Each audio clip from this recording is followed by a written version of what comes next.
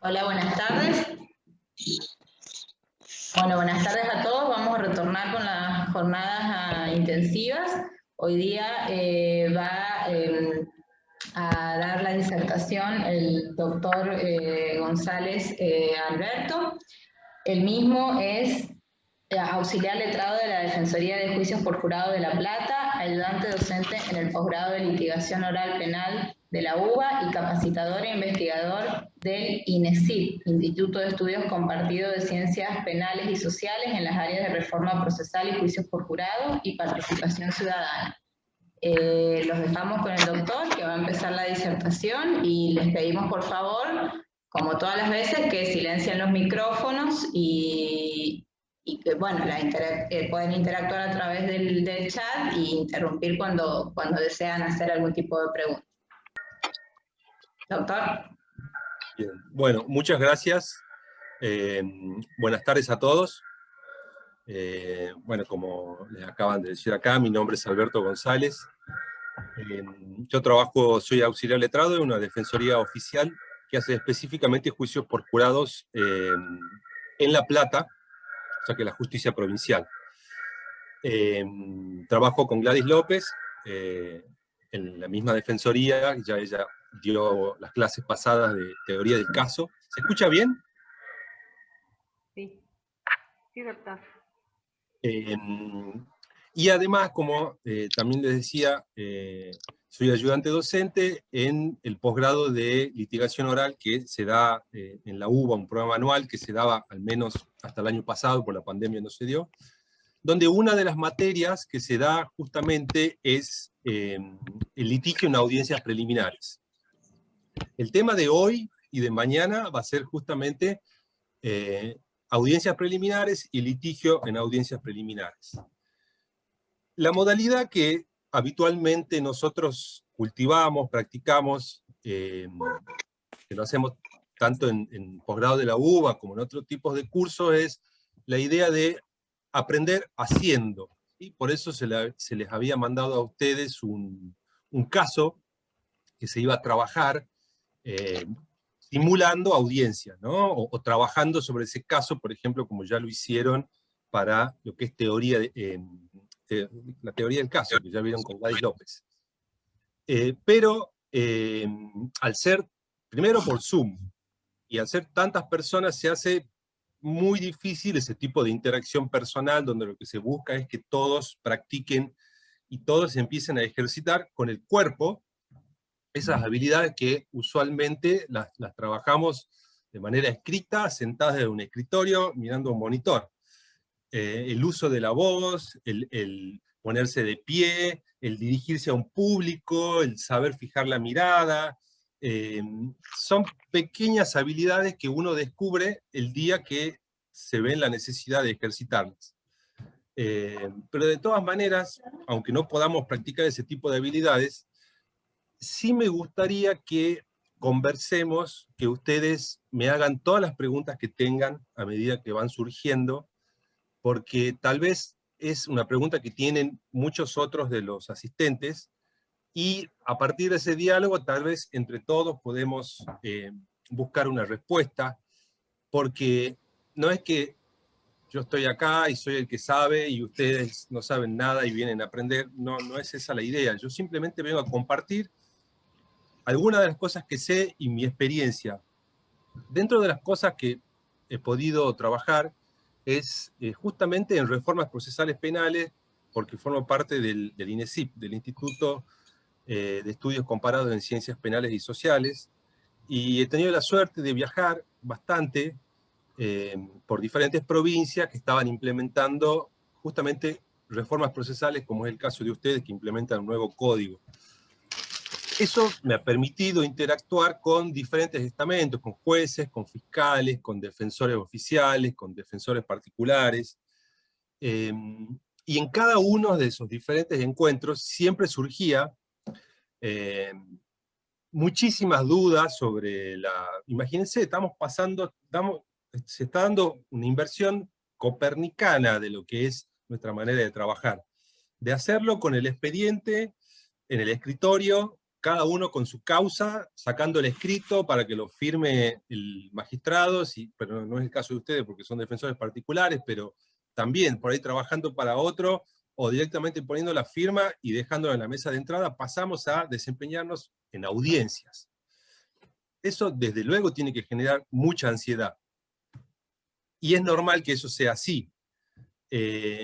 Por eso quisiera que muchas de esas dudas que ustedes tengan, seguramente muchos de ustedes estarán desconfiados, porque sobre todo cuando ya es inminente el cambio de paradigma, nos asaltan los temores, las inseguridades. Algunos de ustedes ya llevan tal vez muchos años trabajando de esa manera y no quisieran cambiar, porque ese es de alguna manera el capital que ustedes tienen, saber desempeñarse bajo ese paradigma. Así que me gustaría que si tienen ese tipo de dudas y cuestiones que plantear, lo hagan para que ver si entre todos lo discutimos y que no sea simplemente bajar conceptos y que ustedes tomen nota. Ahora, dentro de muy breve, empiezo con un PowerPoint. No sabía si era lo mejor el PowerPoint, porque inclusive bloquea la pantalla, el poco contacto visual que hay a través de las figuritas se pierde. Pero bueno, es bueno también el PowerPoint porque les queda a ustedes como apuntes. Así que no se preocupen tanto en tomar apuntes, yo después se los paso por mail. Y también estaría bueno que, además de conversar, en la medida que vayamos bajando esos conceptos abstractos que hemos venido viendo, no sé si abstractos, pero no aplicados a un caso, como es lo que vieron al principio con la doctora Silvina Manes, que daban un poco de lo que es el paso de un sistema a otro, del mixto o inquisitorial morigerado al acusatorio adversarial, qué implica eso. Después vieron lo que es teoría del caso. Lo que yo les quería pedir es que traten de imaginarse ya en una audiencia, en alguno de esos casos que ustedes tienen ahora o que seguramente van a tomar de acá a algunas semanas y que ya se están imaginando cómo va a ser el desempeño que tienen que tener. Hay seguramente algunas cuestiones que quisieran preguntar o sacarse dudas y estaría bueno que usemos este tiempo para eso, porque mañana también vamos a hablar de audiencias preliminares al juicio. Así que bueno, esa es un poco la propuesta. No tengan ningún problema en frenarme, en levantar la mano, en pedir la palabra, escribir por chat y lo vamos conversando.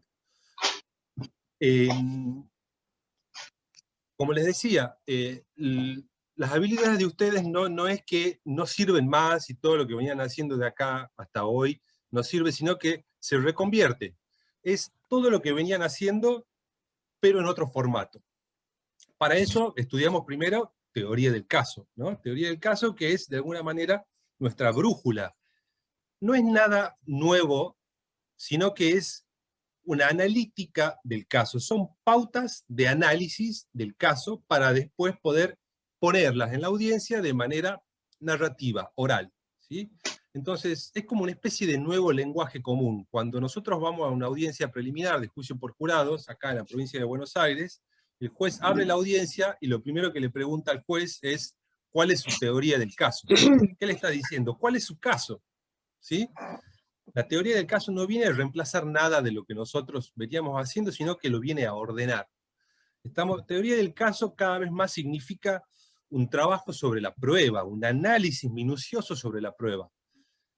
Un análisis que está de alguna manera cada vez más, seguramente ustedes también en San Juan lo tienen, y los que van a hacer posgrado en otros lugares cada vez ven más la oferta de lo que es cursos de derecho probatorio. Tanto en el extranjero como en Argentina cada vez más se habla del derecho probatorio. Y el derecho probatorio viene de la mano de una institución milenaria, que es el juicio por jurados, ¿sí? El juicio por jurados tiene siglos en el mundo anglosajón, del desarrollo de pautas precisas sobre la prueba. Que no es algo difícil, sino que es una ayuda que tenemos nosotros para pensar, por ejemplo, ¿cuándo voy a poder pedir que ingrese o no este testigo? ¿Sobre qué le voy a poder preguntar o no? ¿De qué manera le voy a preguntar? ¿Quién es un perito y quién no es un perito? Y al ser perito, ¿cuáles son las competencias y de qué manera puedo interrogarlo y qué no? cuándo es un testigo de oída, cuáles son las excepciones a los testigos de oída. Bueno, todo eso es el mundo del derecho probatorio. Muchas de esas cosas ya están en nuestro derecho y las trabajamos bastante seguido, pero no estamos acostumbrados a agruparlas y a empezar a trabajarlas como estándares, ¿sí? Entonces, la teoría del caso es eso, un pensar el caso y la prueba desde cierta analítica para que al momento de estar en una sala de audiencias manejemos un mismo código. Esto nos va a llevar muchísimos años. No se preocupen. Toda nuestra generación, de alguna manera, que somos lo que da los primeros pasos en pasar de los sistemas inquisitoriales o inquisitoriales morigerados, que se llaman mixtos, cuando estamos pasando de un sistema a otro, lleva mucho tiempo acostumbrarse.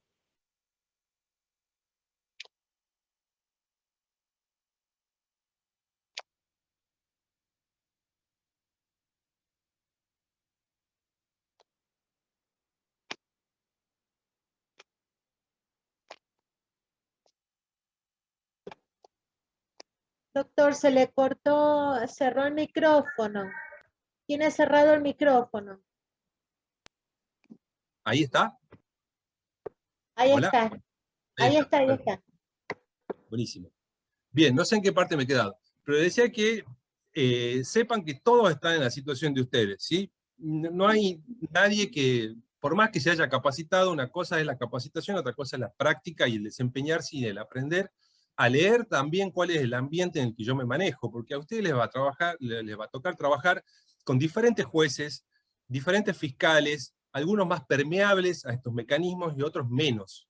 Entonces también hay que aprender a adaptarse a esas circunstancias y a reconvertir nuestras habilidades conforme a esas circunstancias, ¿sí? Así que bueno, esa es la idea. Levanten la mano, pregunten, interrumpan, hablemos del código, de todo lo que ustedes quieran. Sé que, por ejemplo, surgió la cuestión, y quiero tocar este ejemplo porque creo que es un buen ejemplo para pensar en general lo que van a ser los conflictos interpretativos que van a tener ustedes al momento de aplicar este código. Y es la cuestión del contraexamen, ¿sí? Que es una de las novedades que traen los sistemas acusatorios adversariales.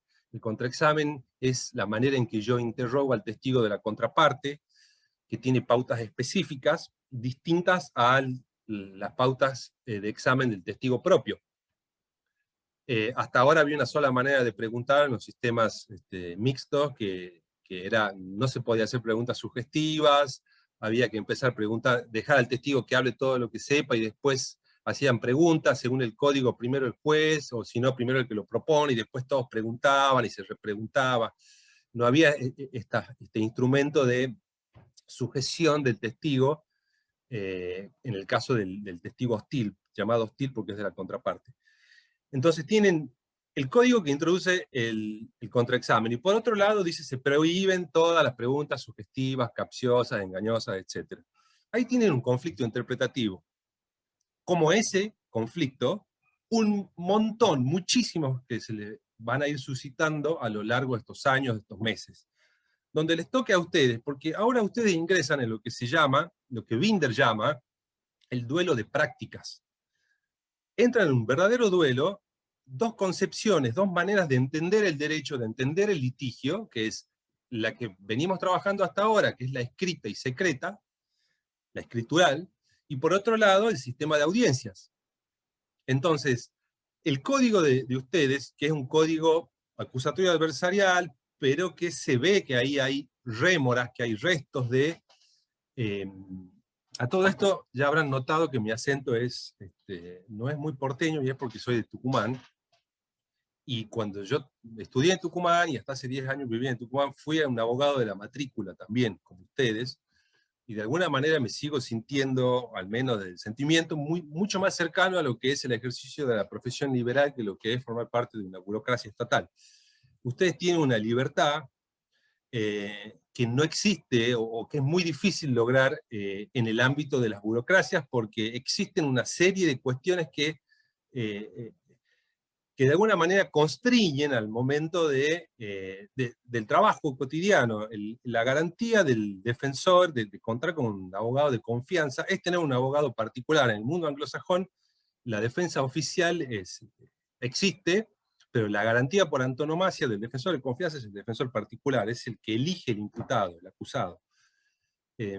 Y eso tiene enormes beneficios. Hay que empezar ustedes tienen que también descubrir los beneficios de ser un abogado particular, a diferencia de los abogados oficiales o del Ministerio Público, que desde afuera se lo ves con muchas herramientas y con muchos recursos y prerrogativas que no tienen los abogados de la matrícula. Sin embargo, ustedes también tienen otras cosas que tienen que empezar a valorizar también. Como les decía, Binder habla de que cuando se ingresa un nuevo régimen procesal que cambia el paradigma, entramos en lo que es el duelo de prácticas, donde existe lo viejo que choca con lo nuevo. Por más que yo conozca el código nuevo, lo estudie a la perfección, de todas maneras hay concepciones subjetivas que hacen, desde la percepción misma parten concepciones distintas de entender la realidad. Y mucho más si estamos en el mundo del derecho, donde hay personas que llevan toda una vida trabajando con otro paradigma. Entonces, en ese duelo de prácticas ustedes van a tener que interpretar, ¿va? Y esa es la tarea específica también de un abogado, ¿no? Interpretar el derecho. Porque todos conocemos muchas disposiciones legales que están claramente establecidas en leyes, en códigos, que no se cumplen. Y que se hacen completamente o al revés, o de otra forma. ¿Por qué suceden esas cosas? Porque, bueno, hay un gran desfasaje entre el derecho positivo y las prácticas.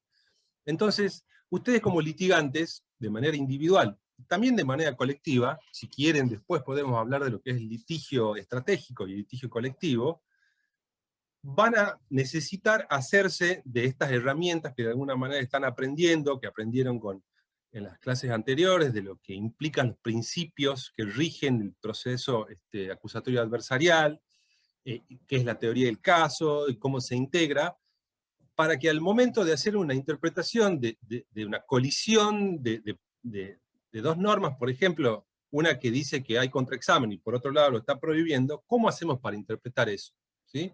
O nos atenemos a la literalidad según nos convenga, o hacemos una interpretación constitucional, ¿sí?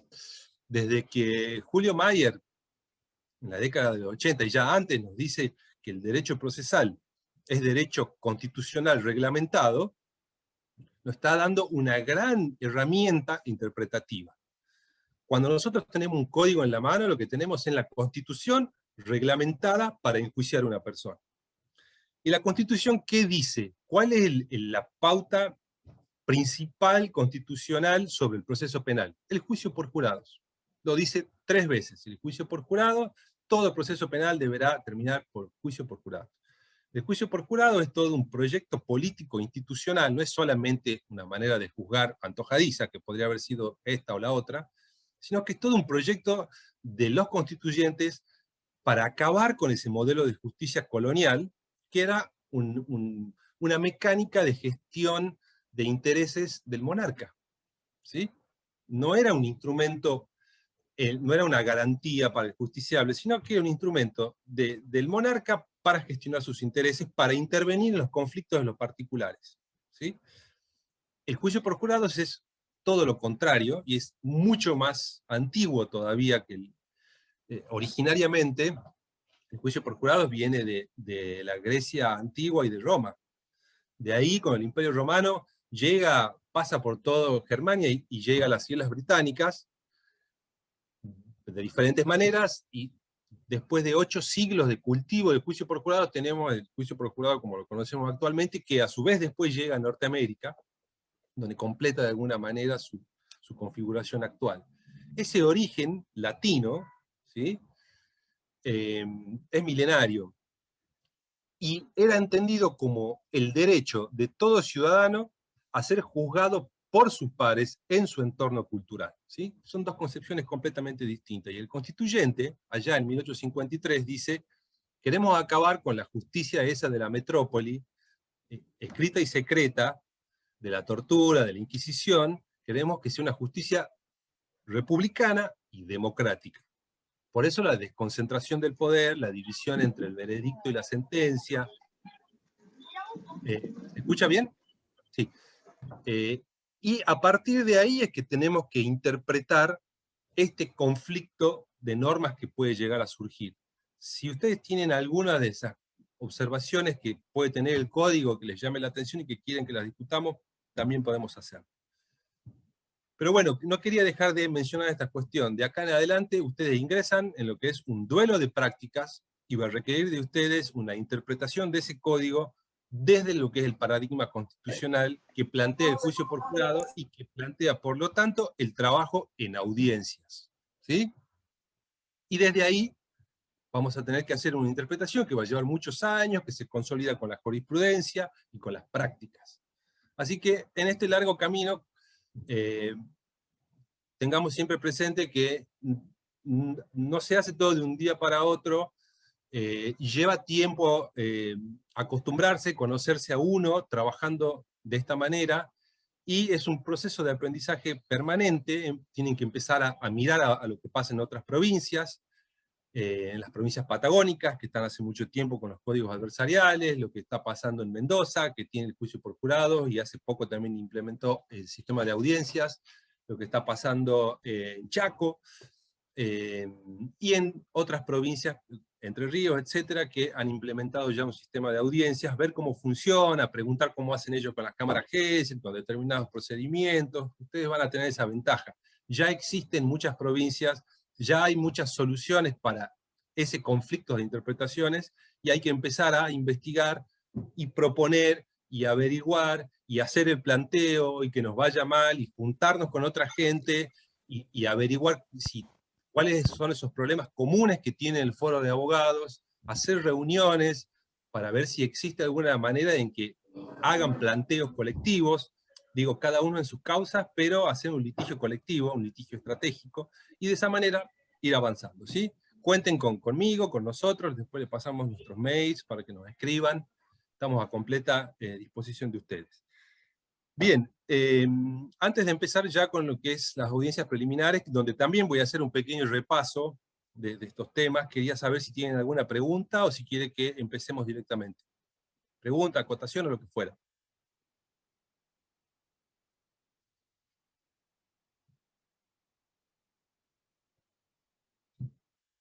A ver el chat. Bueno, empezamos, si no. Como les dije, este PowerPoint se los voy a pasar después, así que no se preocupen en tomar nota de ese tipo de cosas. Bien, ¿se ve ahí el PowerPoint? Tengo todos los micrófonos silenciados, así que por ahí no los escucho. Sí, doctor, se ve perfecto. Perfecto. Bueno, como les decía, el tema de hoy y mañana, audiencias preliminares, ¿sí? Las audiencias preliminares son el pan de cada día de todos los abogados, ¿sí? Porque ustedes, lo más probable es que cuando empiecen con audiencias preliminares, audiencias de formalización de la investigación penal preparatoria, etcétera. Va a ser lo primero que van a hacer. No hay ningún secreto. Hay diferentes tipos de audiencias, pero todas observan más o menos el mismo esquema, que es el que vamos a ver, y ese esquema es el que se van a replicar en las diferentes audiencias, ¿sí? Por eso vamos a tomar básicamente dos audiencias, que es la audiencia de formalización de la investigación penal preparatoria, y después vamos a hablar un poquito, no sé si llegaremos hoy o queda para mañana, de lo que es, por ejemplo, audiencias de juicios abreviados, que ustedes también me van a tener que contar un poquito cómo era antes. Ahora tienen 3 tipos de juicios abreviados y suspensión de juicio a prueba. Bien, empezamos entonces.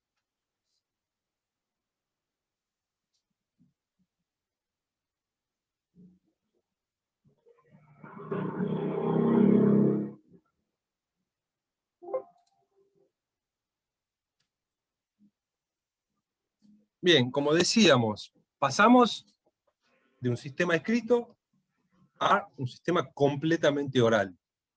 Dejamos el expediente, seguramente eso ya se habló. Antes, hasta aquí, nosotros la causa real, digamos, lo que sucedía, es sinónimo de expediente, de un cúmulo de papel, árboles muertos, como dice un amigo. La causa es el expediente, y el expediente es la causa. Ese era el mundo al cual nos circunscribíamos. Existía solo lo que estaba en el expediente. Y lo que estaba fuera del expediente, aunque supiéramos por la televisión, o por los medios, o por lo que fuera, si no estaba en la causa, no valía.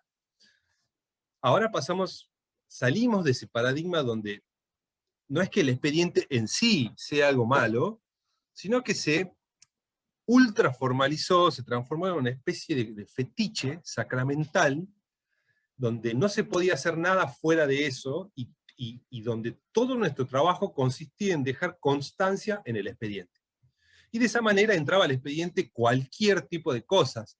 Iba un oficial notificador, no lo encontraba, volvía de vuelta, hacía el acta, y ponía el acta donde decía que había ido tal día, tal hora, no encontró nadie, que entrevistó a un vecino que no lo conoce, y además la notificación en blanco, la adjunta. Primero la manda por fax. Llega el fax en el juzgado, lo adjuntan por fax. Después llega por correo y lo vuelven a adjuntar. Y así la podíamos encontrar 3, 4 veces a la misma notificación. Y al final, nuestra experticia consiste en saber dónde está el requerimiento de elevación a juicio, cuál es la testimonial, porque de los 3, 4 cuerpos, al final hay un 10% de cosas importantes, ¿no? Entonces, salimos de ese paradigma y nuestro trabajo pasa a ser en sala de audiencia. La oralidad es, de alguna manera, es un método de trabajo para la toma de decisión. ¿Por qué es un método de trabajo? Porque en la sala de audiencia vamos a tener un juez que no conoce el expediente. Ahora se pasa a llamar legajo, como quieran, pero no va a conocer ni el legajo, ni el expediente, ni el legajo de la fiscalía, ni la carpeta de la oficina de gestión de audiencias, ni nada.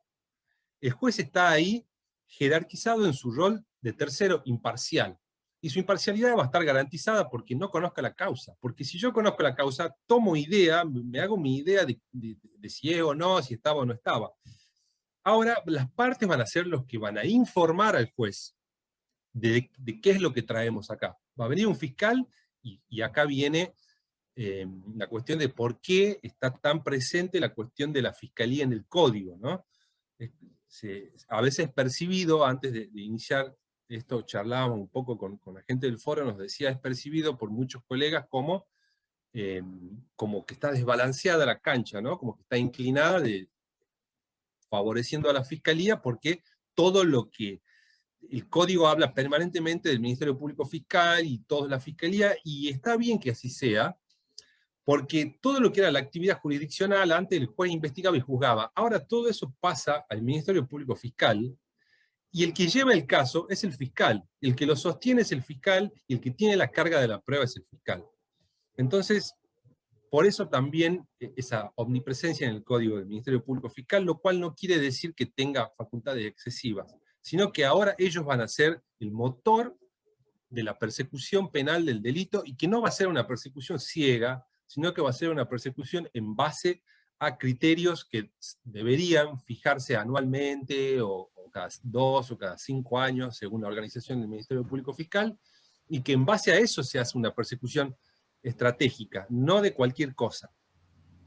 Entonces, en esa audiencia se va a presentar el fiscal, va a presentar su caso y le va a informar al juez todo aquello que tiene que saber sobre el caso, y también le va a informar al imputado, a pesar de que ya está asesorado por ustedes, también tiene que hacerlo de manera tal que el acusado comprenda de qué se lo está acusando, y cuál es la prueba, y por qué le está pidiendo la preventiva, o por qué lo está llevando a juicio.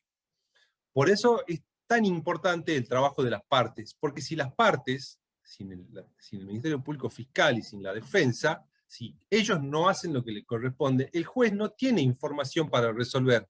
El juez se va a sentir que está desnudo, porque tal vez viene un Ministerio Público Fiscal, por el motivo que fuera, porque no tuvo tiempo de preparar el caso, porque no reconvirtió sus habilidades, lo que fuera, viene y recita como un escrito que habla, y dice de memoria algo, y lo hace de una manera monótona, y no es capaz de transmitir las ideas importantes, y una defensa que acostumbrada a un rol mucho más pasivo de atacar las falencias, no dice nada o dice poco, el juez lo más probable es que sienta que no tiene elementos con qué resolver, no sabe bien de qué viene la mano, por dónde viene la cosa. Entonces, por eso es tan importante que haya un buen litigio. En la medida en que se genera el litigio, el juez va teniendo elementos e insumos con los cuales tomar la decisión.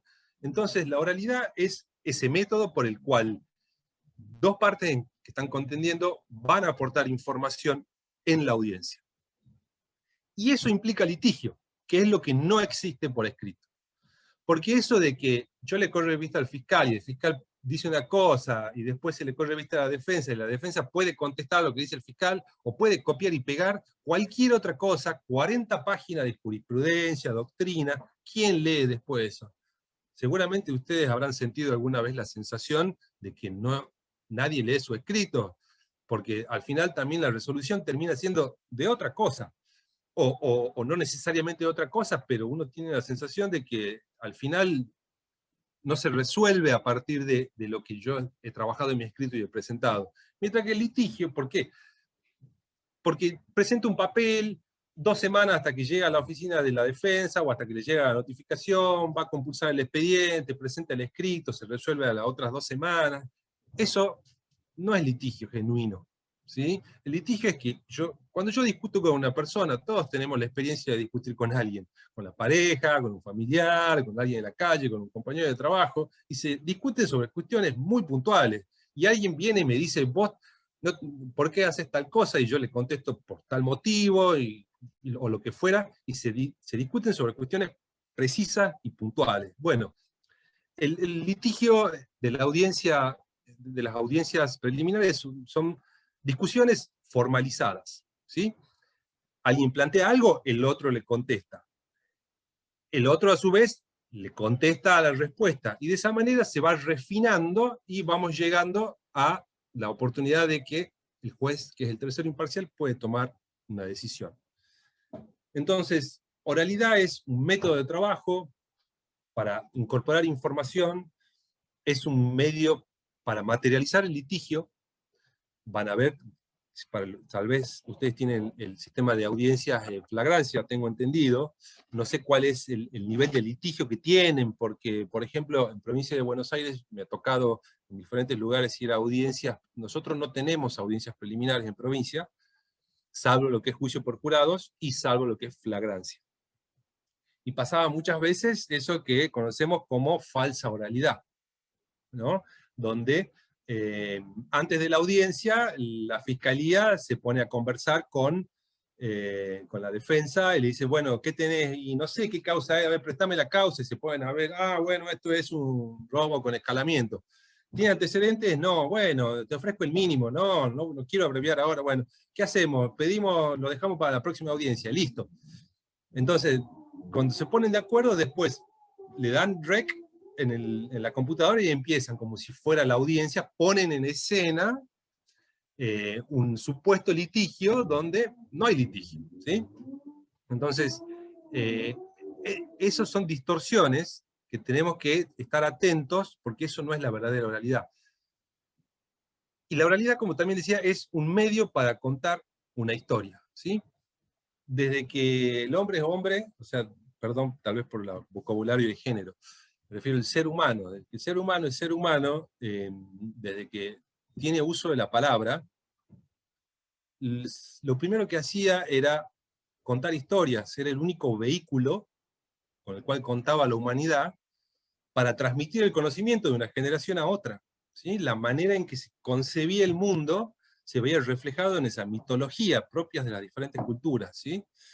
Tal vez la más conocida sea a nivel occidental la griega, la romana, pero todos conocemos ejemplos de mitos, leyendas, que lo que nos hacen es hablar de una determinada población que vivió hace mucho tiempo y que a través de esas historias conservaba su sabiduría.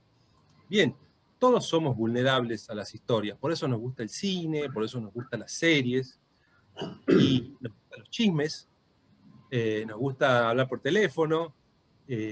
¿Por qué? Porque es la manera en que nuestro cerebro, de alguna manera, eso lo dicen, inclusive hay estudios de neurociencia, que dicen que esa es mediante la narración de una historia, de un relato, es la manera en que, la mejor manera de incorporar el conocimiento sobre algo, ¿sí?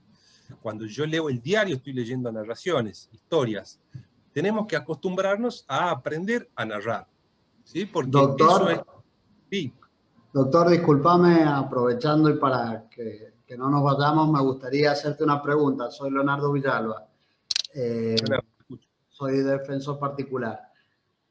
Te estoy escuchando atentamente y parece hasta gracioso lo que has dicho de cuando uno se junta con el fiscal a hablar. Es lo que pasa por lo general en el proceso de flagrancia. Los que ejercitamos es mucho así. El fiscal, bueno, a ver de qué se trata, te ofrezco esto, qué sé yo. Acá, directamente en el sistema, en este nuevo sistema, presenta el caso el fiscal, hace una narración del caso en virtud de la prueba que tiene el fiscal. Nosotros, en esa audiencia preliminar, ¿también presentamos la teoría del caso en esa audiencia o es para una instancia posterior? Bien, ya vamos a ver más en detalle eso, pero para que no quede colgada tu pregunta, adelantemos algo muy breve.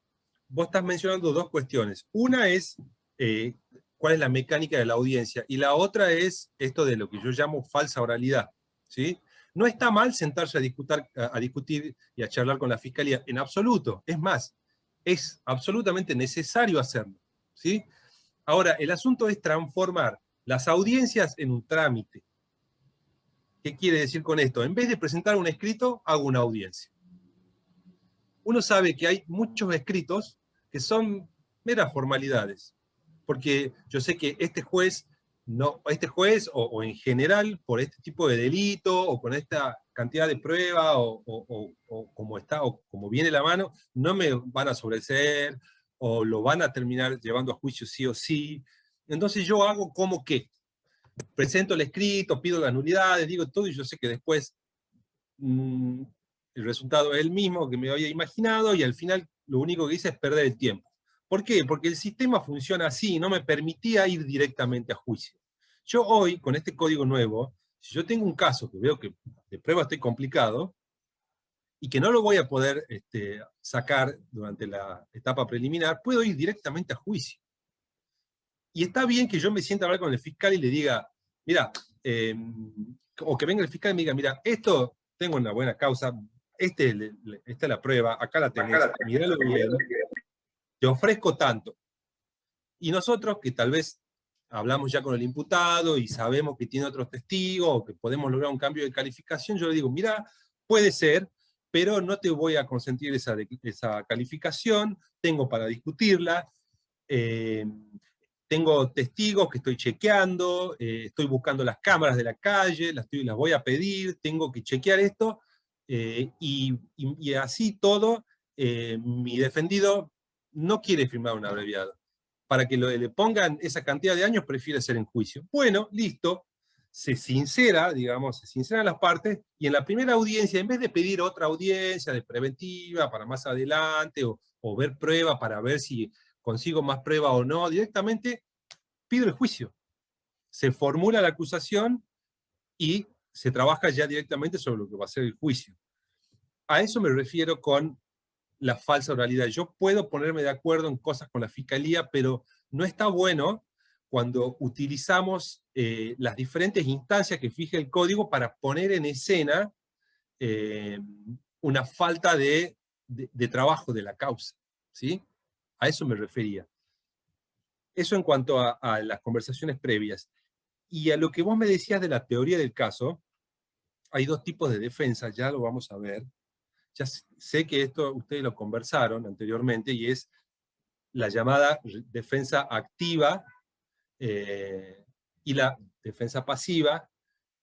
Nosotros la defensa pasiva es una defensa, digamos, reactiva, donde yo simplemente me limito a atacar ciertos aspectos de la acusación, pero no planteo mi propio caso, mi propia versión de los hechos con mis propios testigos. Se hace también, pero no siempre. Lo usual es un trabajo de ataque, digamos, de tratar de ver de cómo derribo esa construcción que hace la fiscalía en su caso. Una teoría del caso positiva implica, o activa, implica que yo tengo mi versión de los hechos, distinta a la fiscalía, que voy a probar en juicio, que me propongo, porque todo está pensado desde el juicio. Si ustedes se fijan en este código, no hay acá, es muy normal en los sistemas inquisitoriales o mixtos pensar que llegar a la verdad del caso es una tarea secuencial y progresiva, donde es muy común escuchar expresiones como en esta germinal etapa del proceso, o en este momento prematuro, todavía no hay certeza negativa. No es que yo tengo que ir teniendo más certeza en los diferentes estadios del proceso hasta que llego al juicio. Es, o hay caso para juicio o no hay caso para juicio. Los jueces de garantías van a evaluar eso, deberían evaluar eso. ¿Hay una mínima cantidad de prueba como para sospechar que hay delito y que hay un acusado? ¿Sí o no? Si después ese es un caso malo y termina cayendo el 85% de los casos en los juicios orales, que es lo que suele suceder muchas veces, porque se blanquea, se empiezan a trabajar cifras, estadísticas. A fin de año el Ministerio Público tiene que publicarlas, tiene que decir, ingresaron X cantidad de casos, o el 85% no fue condena. Tantas prescripciones, tantas absoluciones, y así, de esa manera, uno ve, bueno, entonces al final, ¿cuál es la efectividad del Ministerio Público? Se supone que de esa manera el Ministerio Público empieza a sacarle la punta al lápiz y a afinar qué tipo de delito y cuál es la persecución que quiere hacer, cuál es el caso que quiere abreviar y cuál es el que quiere llevar a juicio. Entonces, cuando empezamos a trabajar con ese lenguaje, y yo tengo un caso que quiero contar mi propia historia, y la estoy pensando en el juicio, yo estoy diciendo, tengo mi propia teoría del caso, mi defendido no estaba en el lugar de los hechos, estaba en otro lugar, en otra provincia, voy a aportar la prueba, necesito tiempo para conseguirla, pido al juez que se oficie, o si lo puedo hacer por las mías, lo hago yo, y necesito tanto tiempo, y por eso además necesito tal prueba y tal testigo. Si yo no, ¿cuál es el sentido práctico de enunciar mi teoría del caso y no guardármela hasta el último y sorprender, que es lo que queremos hacer muchas veces los abogados? Como nosotros tenemos el conocimiento directo por hablar con el imputado, él nos dice, sí fui, no fui, y podemos investigar por las nuestras, para llegar el día del juicio y sorprender, eso no va más, porque yo tengo que primero, para llevar mis testigos, tengo que demostrar que son pertinentes con una teoría del caso. Entonces la teoría del caso sirve, cuando la blanqueo, sirve para poder dar pie a la prueba que voy a pedir. Pero no es que yo necesariamente ahora como defensa tengo que expresar teoría del caso. El juez nunca me va a pedir mi teoría del caso, salvo que yo ingrese directamente pidiendo prueba o pidiendo testigos. ¿Me explico, Leonardo? Leonardo creo que era... Bueno, no lo estoy viendo ahora. Sí, doctor, perdón, es que había silenciado. Ahí está. Sí, ¿Me explico o no la Sí, cuestión de la teoría del caso? Sí, De la defensa. No te van a pedir tu teoría del caso nunca. Sí se la van a pedir siempre a la fiscalía. Pedir la teoría del caso es decirle, ¿qué me estás trayendo? ¿Sí?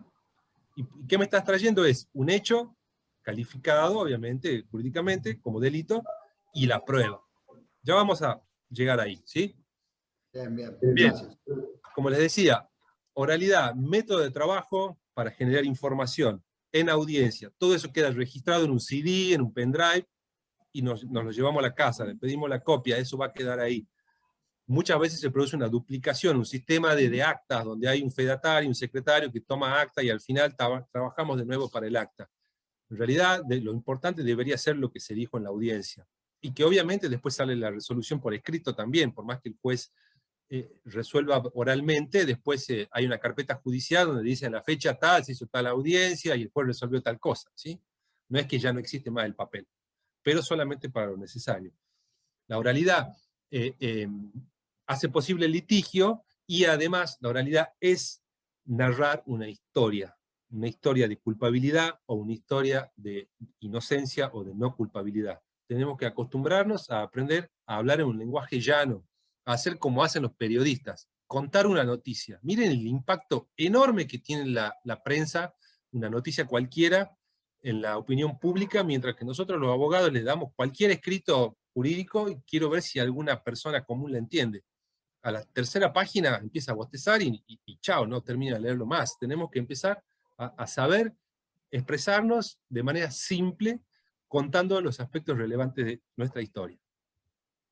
Bueno, como ya dijimos, el diseño constitucional en 3 artículos es el del juicio por jurados. Y el juicio por jurado es oralidad, no solamente en la etapa de llamada plenario, sino también en la etapa preliminar, ¿sí? Que es muy distinta en el mundo anglosajón. No es que nos estemos copiando de los yanquis, de los ingleses, sino que ellos han desarrollado un sistema de litigio mucho más compatible con las garantías tanto del imputado, que es el único, digamos, todo proceso penal tiene su fundamento en que es la única manera de meter a un tipo preso. Así que está pensado para el imputado, pero también para la víctima, ¿sí? Para el damnificado.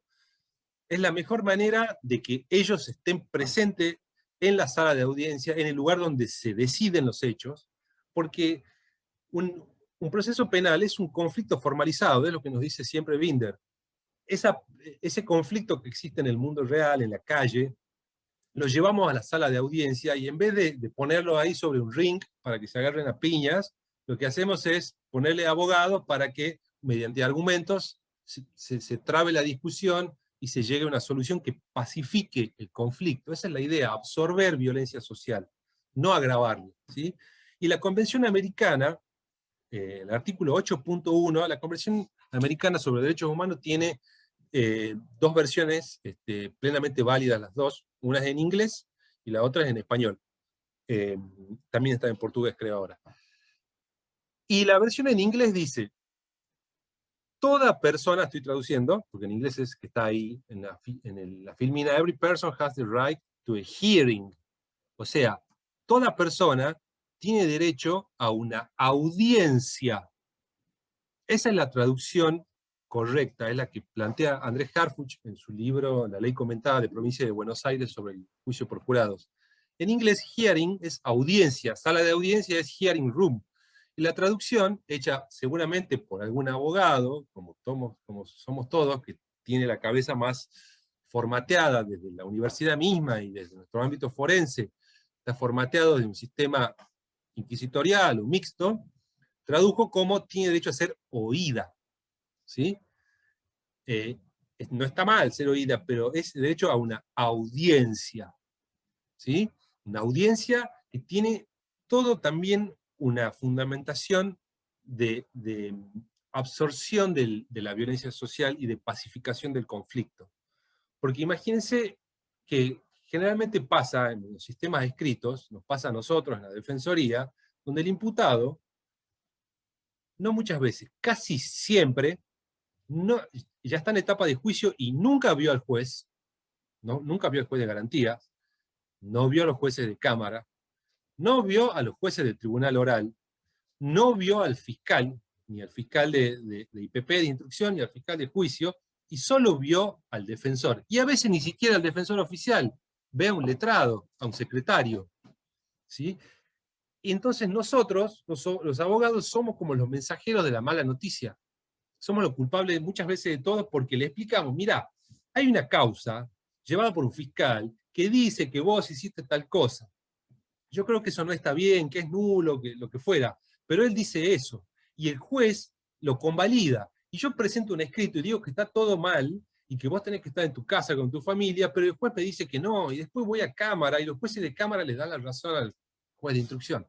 Entonces, le tenemos que explicar a alguien de qué se trata todo eso que es nuestro trabajo, y del lado de la víctima pasa lo mismo. Imagínense una víctima que sufrió un delito, un ataque violento, lo que fuera, va a la fiscalía, no consigue tal vez que la atiendan, hasta que la atienden, le toman la denuncia por escrito, nunca conoce al fiscal, le avisan que la causa se ha elevado a juicio, tal vez que lo condenaron, pero no es lo mismo para la víctima esa, porque también ustedes van a ser querellantes, ver cuando lo sientan en el banquillo del acusado, le dicen, estás acusado de tal cosa, esta es la prueba, pido la prisión preventiva, pido tanto tiempo de investigación, pido que vaya a juicio, los ven a ustedes trabajar, los ven a ustedes tomar la palabra, pedir, eso genera una relación y una confianza con el cliente, y a su vez a eso les sirve para elaborar el conflicto. Entonces, el trabajo en audiencia también tiene ese aspecto que no podemos perder de vista y es un enorme capital para nosotros. La confianza que generamos con nuestro cliente. Duelo de práctica, lo que ya hablamos, ¿no? Esto de tinta versus saliva era, digamos, una alegoría de lo que es ese duelo, la tinta propia del sistema de escritos, hoy sería toner versus saliva, y la saliva que es la materia prima con la que hablamos, ¿no? Ahí están esas dos cosas que se enfrentan, que es el expediente y el trámite. Nuestro trabajo es hacer trámites, tramitar causas, frente a lo que es el trabajo en audiencia, donde yo directamente tengo 2 o 3 audiencias y juicio. Entonces, la audiencia es un lugar donde yo formalizo el caso, lo planteo completo, no ya, bueno, lo intimo por el hecho. Hay un plazo. Presento la preventiva, tengo otro plazo, presento la elevación a juicio, siempre con los plazos, tal cual estaba muchas veces, díganme si no es así, por favor, díganme si no es así, porque, bueno, en ese caso quiere decir que la justicia funciona bien en algunos lugares, pero de lo que me tocó ver, en mi provincia, en Tucumán, donde estudié y trabajé, donde estoy ahora, en la provincia de Buenos Aires, que es un país enorme de grande, tiene muchas circunscripciones muy distintas, las diferentes provincias de Argentina, en todas pasa más o menos lo mismo. La policía tiene una actuación, una prevención, recolecta las primeras pruebas, y con esas pruebas, prácticamente con esas mismas, a veces se vuelve a citar algún que otro testigo, se propone algún que otro testigo, alguna que otra pericia. Pero eso es con lo cual yo acuso a una persona, al principio ni bien cae preso o detenida, con la que después pido la preventiva, con la que con la que pido la elevación a juicio, y después con la que termino en el debate oral y público. Entonces, el sistema de trabajo en audiencia lo que pretende es racionalizar esa información de decir, tengo caso, no tengo caso, lo pienso trabajar en cuánto tiempo, lo pienso llevar a juicio o no, de movida, de entrada, ¿sí? No es que espero hasta estar en etapa de juicio para recién hacer lo que podría haber hecho antes, una suspensión de juicio previo, una mediación, ¿sí? ¿Por qué?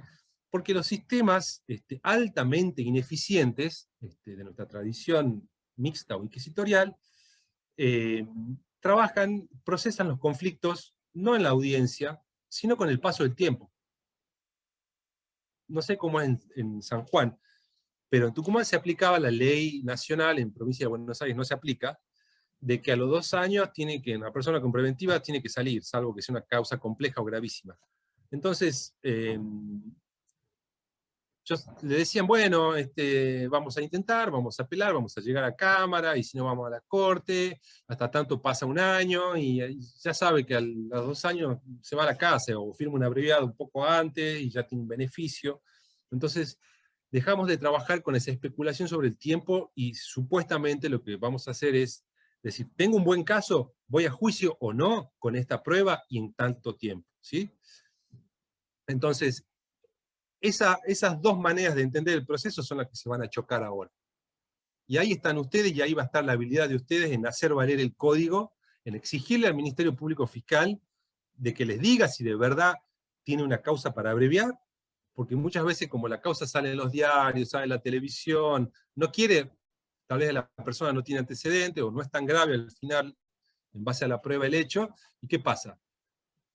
Un abreviado y se va a la casa. Como no quiere que salga en el diario a la puerta giratoria, dice, no, lo vemos más adelante, lo pateamos para adelante. Eso no podría hacerlo ahora. Porque yo perfectamente le puedo decir, bien, vos decís que querés ir a fondo, bueno, vamos a juicio ya. O no, vamos en 1 mes, en 2 meses. ¿Cuánto tiempo necesita la fiscalía? Y se lo decimos al juez. Esta defensa, no, por ejemplo, puedo plantear que no tengo una teoría del caso, por ahora no la tengo. Esta defensa no va a presentar prueba por ahora. Solamente entiende que la fiscalía tiene la suficiente prueba para elevar la causa a juicio. Pido simplemente que la fiscalía diga qué le falta y cuál es el tiempo que necesita para eso.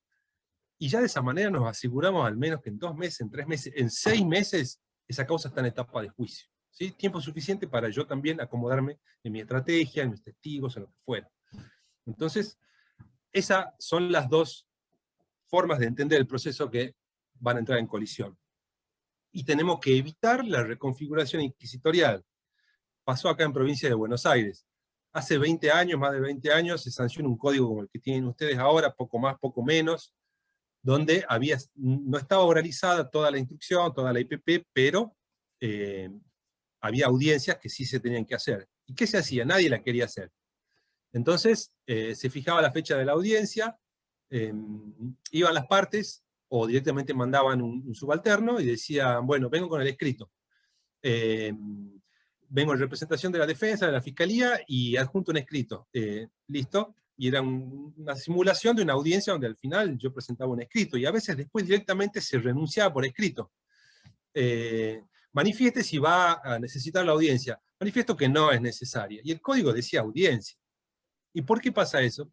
Porque en la lucha, en ese duelo de prácticas, termina prevaleciendo nuestra tendencia, nuestra inercia a hacer lo que ya conocemos.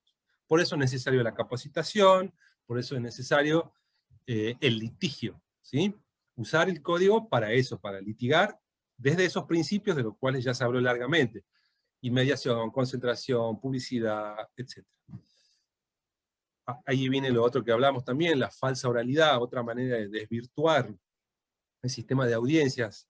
Explicábamos esa falsa oralidad, que era no trabajar la causa y buscar una solución de compromiso por la cual se abre la audiencia y hacemos como que estamos litigando. La fiscalía dice, bueno, mi caso es este, la defensa no dice nada, y chao, se cierra la audiencia y se pide plazo, se pide que se fije fecha cuando corresponda.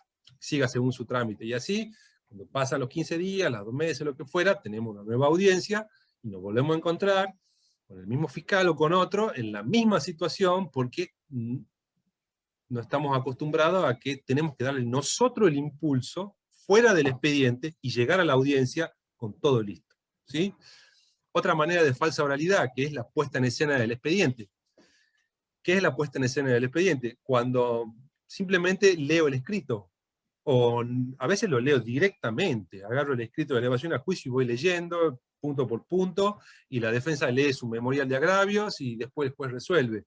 O voy hojeando, típica de pedir el expediente porque tengo la fotocopia, pero me falta esa notificación, la pido, no, fojas tal, y todo al final es si lo que está en el expediente está bien, si era nulo o no era nulo, si estaba o no estaba, si estaba notificado o no, si él afirma o no, y lo que nos dedicamos es a validar si el expediente estaba bien hecho o no.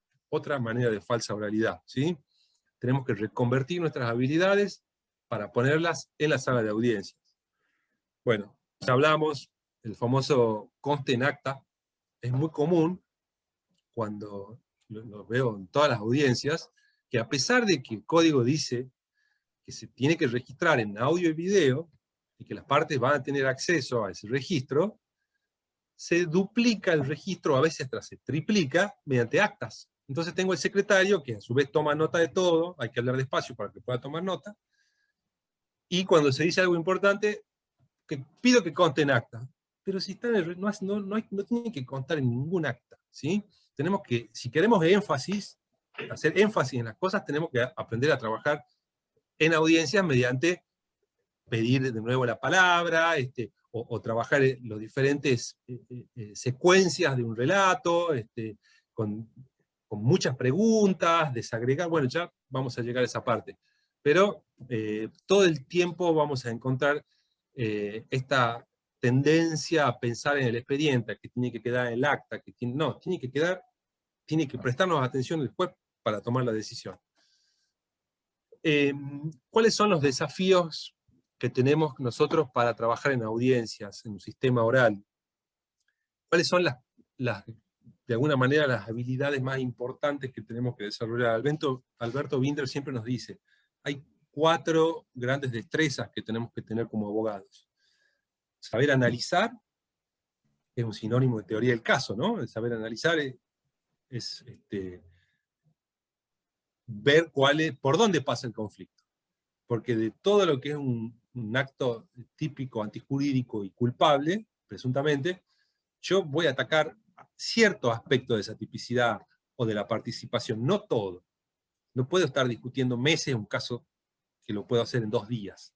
Entonces, saber analizar, y a partir de que sea analizar, saber tomar decisiones, ¿sí? Estamos acostumbrados ya desde la facultad a la manera misma de tomar exámenes, de que existe la solución correcta para el caso. Y en todos los cursos de litigación les van a decir que eso no es así. No existe una solución correcta para el caso, que es una versión que también nos viene formateada desde lo que es la dogmática penal, que piensa casos en abstracto y dice, no, la solución correcta de X hecho que se pone de ejemplo es tal. Bien, eso vale como aprendizaje de la teoría del delito, pero no para pensar estratégicamente un caso, porque yo tengo que tomar decisiones. ¿Voy por todo o no? ¿Quiero discutir solo la autoría, porque ese es mi punto fuerte, o también quiero discutir aspectos de la tipicidad? Imagínense si yo tengo que contarle el caso a una persona común, como puede ser un jurado, tal vez entre abogados, todavía estamos en la justicia profesional en San Juan, es común hacer planteos subsidiarios. Pero si yo digo, mi defendido no es culpable porque no estaba en el lugar del hecho. Pero si el juez entiende, o los jueces entienden que estaba, en ese caso, él no fue. Fue fulanito que estaba a la par. Pero si ustedes entienden que sí fue, en ese caso, su participación fue secundaria, porque en realidad él le alcanzó el cuchillo nomás. Y no lo llevaba para agredir a nadie, sino porque venía de un asado. Y si no, es inimputable porque estaba alcoholizado. Si yo le planteo un hecho así a una persona común, no puedo ser muy creíble, ¿sí? Porque me está macaneando, a decir, de todas las cosas que está diciendo, sabe que no es cierto algo y está tratando de venderme lo que sea. Entonces, tomar decisiones que muchas veces no nos van a salir bien, y lo dicen los grandes litigantes que las decisiones, los errores en las decisiones estratégicas se cometen hasta el último día. Les va a pasar aunque hayan preparado bien el caso. Por eso hay muchos reaseguros cuando hacemos teoría del caso, que es decírselo a otra persona, trabajar en equipo, trabajar con brainstorming, con lluvia de ideas, después contárselo a otra persona, que sea abogada, otra que no sea abogada. De esa manera voy testeando, ¿no? Para saber decidir. No puedo ir por todo. Narrar, otra habilidad que tenemos que desarrollar, ya hablamos de eso, la importancia de las historias, y argumentar, desde luego, fundamental en este aspecto que vamos a ver hoy, que es las audiencias preliminares. Ya vamos a ver las dos diferencias fundamentales, pero en las audiencias preliminares no vamos a producir pruebas, vamos a argumentar. Voy a decir, tengo tal prueba y en base a eso pido tal cosa. Pero no me voy a poner a ver si esa prueba es buena o mala, salvo que sea ilegal. Simplemente argumento, este es mi caso y en base a eso pido juicio o no, ¿sí? Argumentar, el ejercicio de la argumentación. Finalmente, también nos dice Binder, el juicio, todo juicio, es como un juego. Un juego es un sistema de normas, ¿sí? de pautas. El fútbol lo es, el ajedrez lo es, cualquier deporte lo es. Yo no puedo agarrar la pelota con la mano. Yo no puedo dar un pase si no sale de atrás el jugador a quien yo le doy el pase. La torre mueve de manera recta, no mueve en diagonal, el caballo mueve en él, el peón mueve de un solo casillero, salvo cuando come. Entonces, ese sentido de cuando yo me siento a jugar al ajedrez con otra persona, los dos sabemos esas pautas, y en base a eso se juega el partido. Entonces nosotros tenemos que aprender a jugar este juego del litigio en audiencias orales. En la medida en que no tratar de sacar ventajas con los resquicios del sistema, de que tal vez el fiscal está con sobrecarga de trabajo y no lo conoce bien, entonces le hago un planteo dilatorio, lo trato de madrugar, o escondo las cartas. Acá las reglas son de alguna manera claras, las tenemos que aprender a jugar, y de esa manera ir fortaleciendo el litigio y no las chicanas y las maneras de, digamos, de patear la pelota afuera, ¿no? Desarrollar el sentido del juego es algo fundamental para el sistema, de lo cual van a salir ganadores todos. Bueno, otros desafíos que tenemos cuando trabajamos en audiencia. ya seguramente lo habrán hablado anteriormente, pero tenemos que tener una visión estratégica del caso, lo que vamos a decidir. Yo analizo la prueba, la charlo con mi cliente y en base a eso decido por dónde voy. En base a eso argumento, y además, para poder hacer eso en audiencia, yo tengo que trabajar en estas 3 instancias que son investigación, planificación y ejecución, ¿sí? Así lo plantea Gonzalo Rúa en la colección de litigación oral de la editorial Didot. Hay 2 libros de Gonzalo Rúa, les recomiendo para los que estén ya más en técnicas de litigación en juicio, que es el examen de testigos propios, examen directo y contraexamen, y él habla siempre, y en sus clases también, de estos 3 momentos de nuestro trabajo, 3 momentos fundamentales: investigación, planificación y ejecución. Cuando lo que nosotros hacemos habitualmente es trabajar sobre la ejecución. O sea, me leo bien la causa y voy el día del juicio, la preparo un poco, planifico un poco y eso es todo. Cuando lo que requiere el trabajo en audiencia es un trabajo previo intenso de planificación.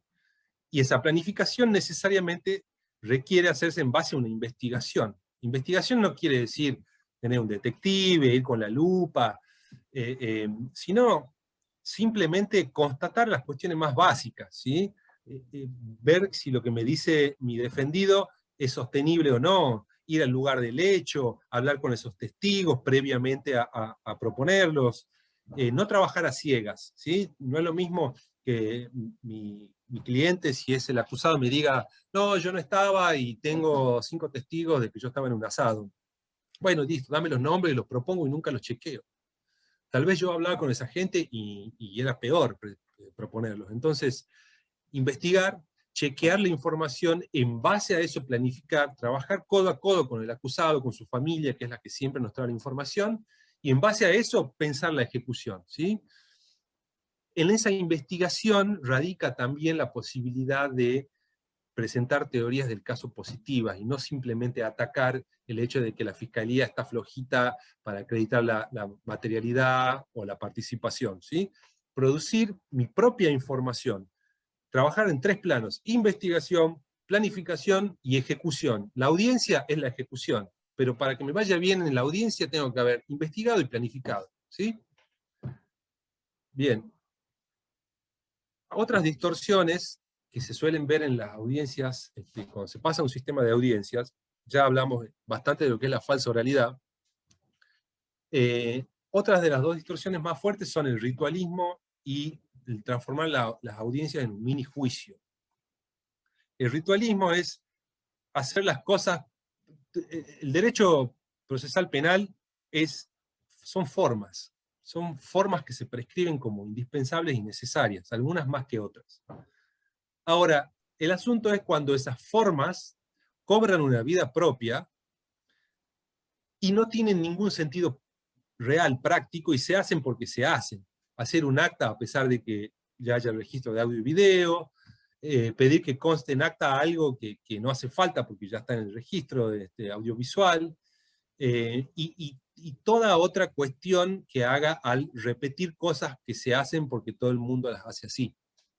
Entonces, pensemos que en audiencias como puede ser formalización de la acusación, cuando es un delito grave, hay que discutir sobre el hecho, sobre la preventiva que me va a pedir el fiscal, y además discutir sobre lo que va a ser la duración de la investigación y la prueba que se va a hacer. Son 3 discusiones que me va a llevar, bueno, no voy a discutir las 3, pero la preventiva seguramente me va a llevar unos 5 o 10 minutos. Y si también me voy a poner a discutir la duración y la pertinencia de la prueba que pide la fiscalía, me va a llevar otros 10 minutos, estamos hablando de 25, 30 minutos de audiencia, bien trabajados. No debería durar ninguna audiencia más de media hora. Ahora, cuando no estamos familiarizados y con el trabajo en audiencias, y empezamos a aplicar la forma de trabajar que traemos de costumbre del trabajo en expediente, es como muchas veces no les pasa a ustedes que en el primer escrito yo hago 5 planteos subsidiarios.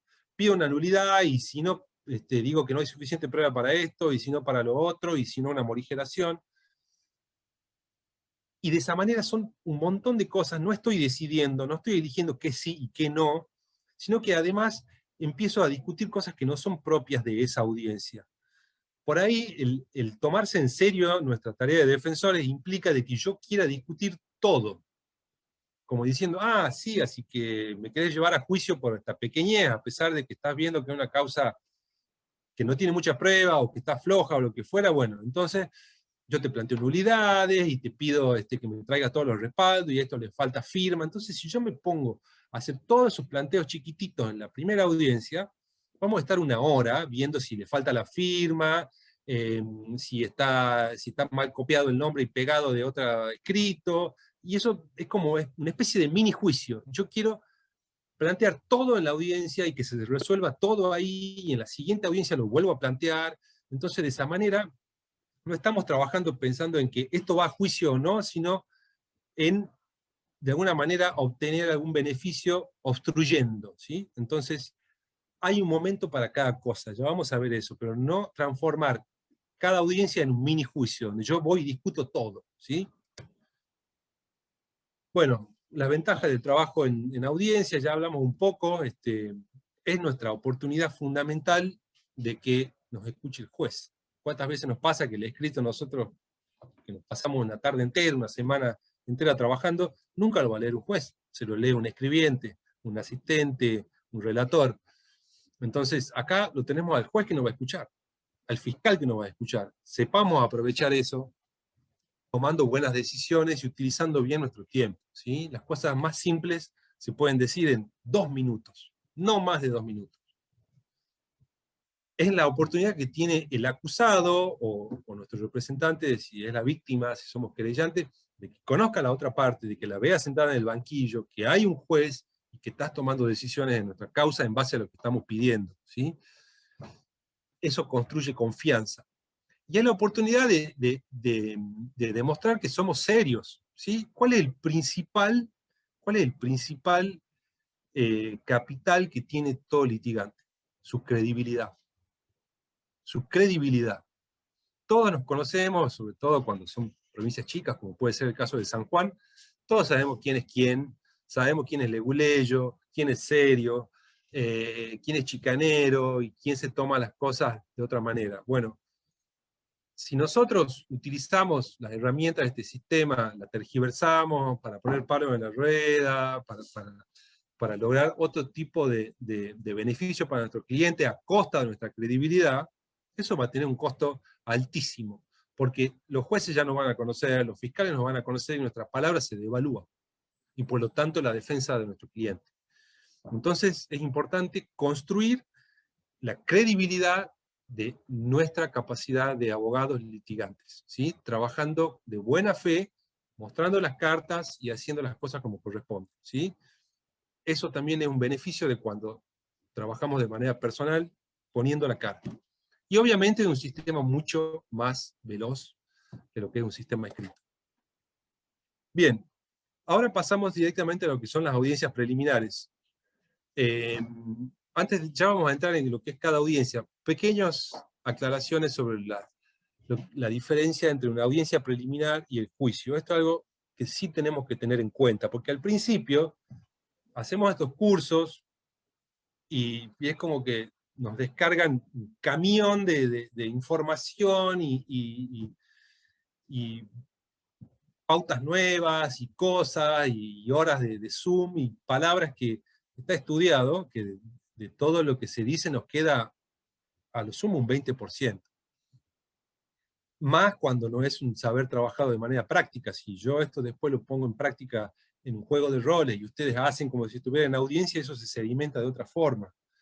Entonces, es probable que a ustedes les quede una confusión bárbara después de este curso de escuchar tantas cosas. Pero tengamos en cuenta, para empezar a distinguir, 2 aspectos fundamentales. Cuando nosotros tenemos juicio por un lado y audiencias preliminares por otro, estamos en 2 mundos distintos, aunque trabajando en audiencias. ¿Cuál es la característica fundamental de la audiencia, las audiencias preliminares en relación al juicio?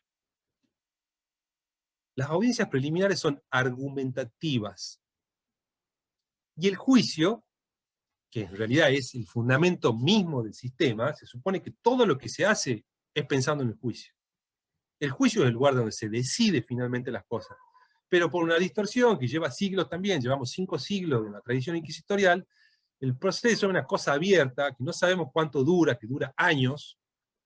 Si ustedes toman las actas de los procesos que están en los cabildos y en el archivo de Sevilla, de España, del año del 1500 y del 1600, van a ver que es muy, pero muy parecido, hasta en la terminología y todo, de la manera en que litigamos nosotros. Los procesos están abiertos años, intervienen diferentes magistrados, se reúne una infinidad de información, de actas y cosas, y al final el proceso no se termina más. Acá hay, perdón, me parece hay un micrófono abierto. Acá vamos a trabajar pensando en si vamos a juicio o no, desde el comienzo mismo.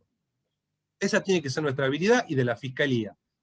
Sopesar si tengo un caso para juicio o no. Y desde esa perspectiva, todo lo que vamos a hacer es pensando en el juicio, ¿sí? Entonces, volviendo a la diferencia entre una audiencia y otra, las preliminares son argumentativas. No voy a producir prueba, la prueba se produce en juicio, por eso decíamos recién que no son mini juicios. Yo no voy a testear en una audiencia preliminar si es prueba de buena o mala calidad. Buena o mala calidad me refiero a que si puede generar convicción, si es ilegal obviamente que no tiene que entrar, si yo tengo un allanamiento nulo porque no había orden, o porque hay una declaración realizada bajo tortura, obviamente que eso en el acto tiene que caer, tengo que probarlo de manera mínima. Pero si yo quiero que el juez de garantía sobresea a mi cliente, porque yo digo que esos testigos no son creíbles porque tienen antecedentes o porque son amigos, no corresponde. Eso es una discusión propia del juicio, ¿sí? Esa es la pauta principal, digamos.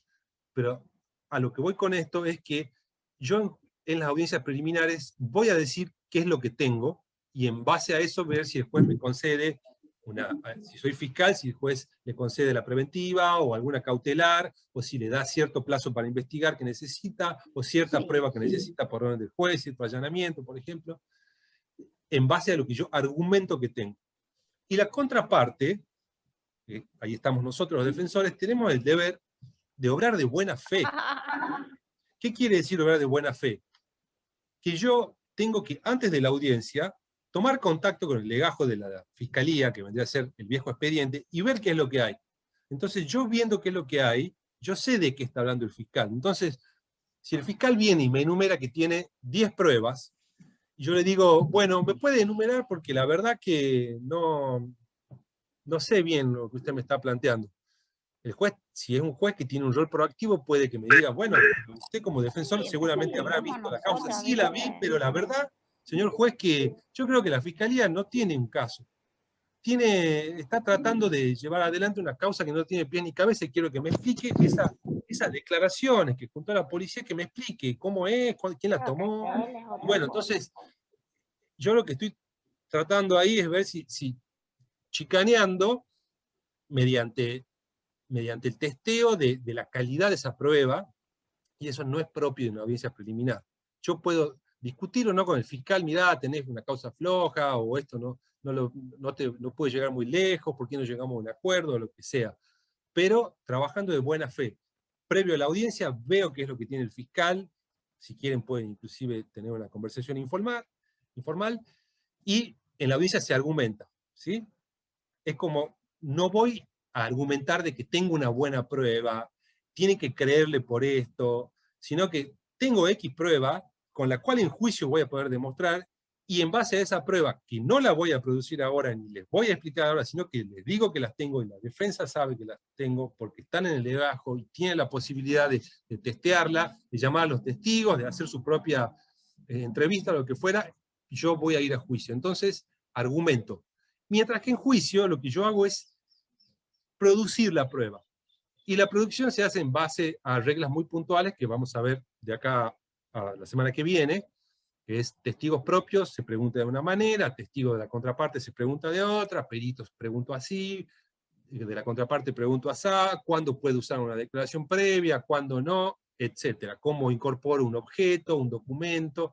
Eso es producción de prueba en juicio y se rige por otras pautas que no son las que aplicamos en las audiencias preliminares. Entonces, primera distinción, audiencias preliminares son argumentativas, no son audiencias de prueba. A pesar de que yo esté ofreciendo prueba o hablando de la prueba, siempre trabajamos en torno a la prueba, pero no de producción de prueba, ¿sí? No trabajamos credibilidad. Eso es propio del juicio. Estamos trabajando si existe una prueba legal y que tenga mínimas credenciales como para ofrecer. Y también otra gran diferencia, que eso también va a depender de que los jueces adopten, se capaciten y adopten una perspectiva propiamente adversarial, y es el rol que ellos tienen. En juicio, el rol del juez es observar, es casi como un árbitro de tenis, ¿sí? Que ve y dice punto para este, punto para el otro, ¿sí? Hace lugar a uno, a otro, no pregunta, no abre la boca, porque para eso están las partes. Mientras que en la audiencia preliminar, el juez tiene un rol proactivo. Como él es el que está obligado a tomar la decisión, él tiene que hacer que las partes le aporten esa información y que esa información se testee en el litigio. Y si el litigio no se produce, porque la fiscalía no presenta bien su caso y la defensa tampoco lo trabajó, su tarea es hacer que ese litigio se trabe, se genere, ingrese información y puede preguntar, a ver, fiscal, ¿por qué dice usted? Lo mira el defensor calla, lo mira más fuerte, le pregunta, ¿tiene algo que plantear? No. Bien, señor fiscal, ¿me puede explicar por qué dice usted tal cosa? Es porque no estoy entendiendo, si usted lo acusa de esto, ¿por qué está pidiendo tal prueba? Y el fiscal se lo tiene que decir. De esa manera, el juez tiene la capacidad y la obligación de hacer que las partes litiguen y le aporten la información. Y eso también es otra de las grandes diferencias en estos dos tipos de audiencia. Esta clasificación es simplemente, no es para que la sepan así de memoria y piensen voy a una audiencia unilateral, voy a una audiencia bilateral, simplemente es para entender. Tipos de audiencia. Tenemos, por la cantidad de partes que hay en una audiencia, generalmente son bilaterales. Hay un acusador y hay un defensor. Pueden ser multilaterales, cuando, por ejemplo, tengo además un querellante particular, un representante del menor, de oficio, no sé cuál es cómo tienen ustedes legislado, pero por ejemplo está el defensor del menor, que cuando hay un menor involucrado tiene que estar presente en ciertos actos procesales. Entonces vamos a tener la fiscalía, la defensa, el querellante, el representante del menor, y así. Y también pueden ser audiencias unilaterales, en la cual, por ejemplo, cuando la fiscalía tiene una investigación y necesita pedir un allanamiento, obviamente no lo va a llamar al imputado para decir, quiero allanar al imputado para ver si le encuentro drogas, porque obviamente el imputado va a hacer lo que tiene que hacer para que no se encuentre nada. Entonces, también existen audiencias unilaterales bajo situaciones muy puntuales. Otra clasificación, tenemos audiencias propiamente de discusión, que son las adversariales, y son otras que son consensuadas. Audiencias adversariales, por ejemplo, una audiencia de prisión preventiva, donde yo voy a discutir si le corresponde o no una cautelar, cuál cautelar, por cuánto tiempo, cada uno aporta sus argumentos y en base a eso se decide. Y por otro lado tenemos las consensuadas. Las consensuadas son, por ejemplo, presentamos un acuerdo de juicio abreviado, o una suspensión de juicio a prueba. Ya se presentó el escrito, vamos ese día a la audiencia, y el juez, como no conoce el expediente, quiere que le expliquen, porque le va a bajar el martillo a un tipo para que se vaya a la cárcel no sé cuántos años, entonces quiere, bueno, a ver, generalmente la fiscalía, a ver, ¿cuál es el acuerdo? Bueno, este es el delito, esta es la prueba. Por ahí el juez ve que es como un escrito que habla, así como si estuviera leyendo, como si tuviera un teleprompter ahí, y no entiende nada, y empieza, bueno, a ver, ¿puede explicar entonces? Usted dice que esto es tal delito, y el defensor está de acuerdo con eso. Sí, usted entiende, el imputado callado. Sí, sí, sí. Por ahí le empieza a preguntar, y el imputado, aunque está avisado por nosotros y comprende todo, le dice, pero ¿usted está seguro que va a firmar un acuerdo por tanto tiempo? Tal vez no tiene mucha confianza o lo que fue, y dice, no, yo la verdad que firmo porque me quiero ir a mi casa, pero soy inocente. Imagínense cómo quedamos nosotros frente a un juez, donde hay una persona que está diciendo que no quiere firmar algo porque lo hace por X motivo. Bueno, esa audiencia consensuada, donde supuestamente no voy yo a discutir con la fiscalía, ya me puse de acuerdo, tiene también sus, no digo complejidad, pero sus requerimientos, nuestra previa a la audiencia y durante la audiencia. Otro tipo de clasificación, audiencias públicas o privadas o no públicas.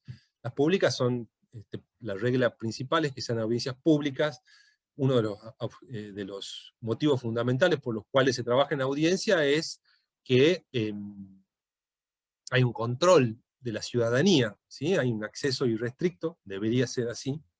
En algunos lugares donde se implementa la reforma, cierran la puerta y ponen un policía en la puerta, y dicen por seguridad, ahora dirán por COVID, pero es fundamental que nosotros también breguemos porque la sala sea oral y pública, porque cuando está la familia, está la ciudadanía, está la prensa, es un control para las autoridades que, sobre todo para los funcionarios estatales, que son los encargados de la persecución del delito, de impulsar el caso, etc. Entonces, la regla es que sean audiencias públicas.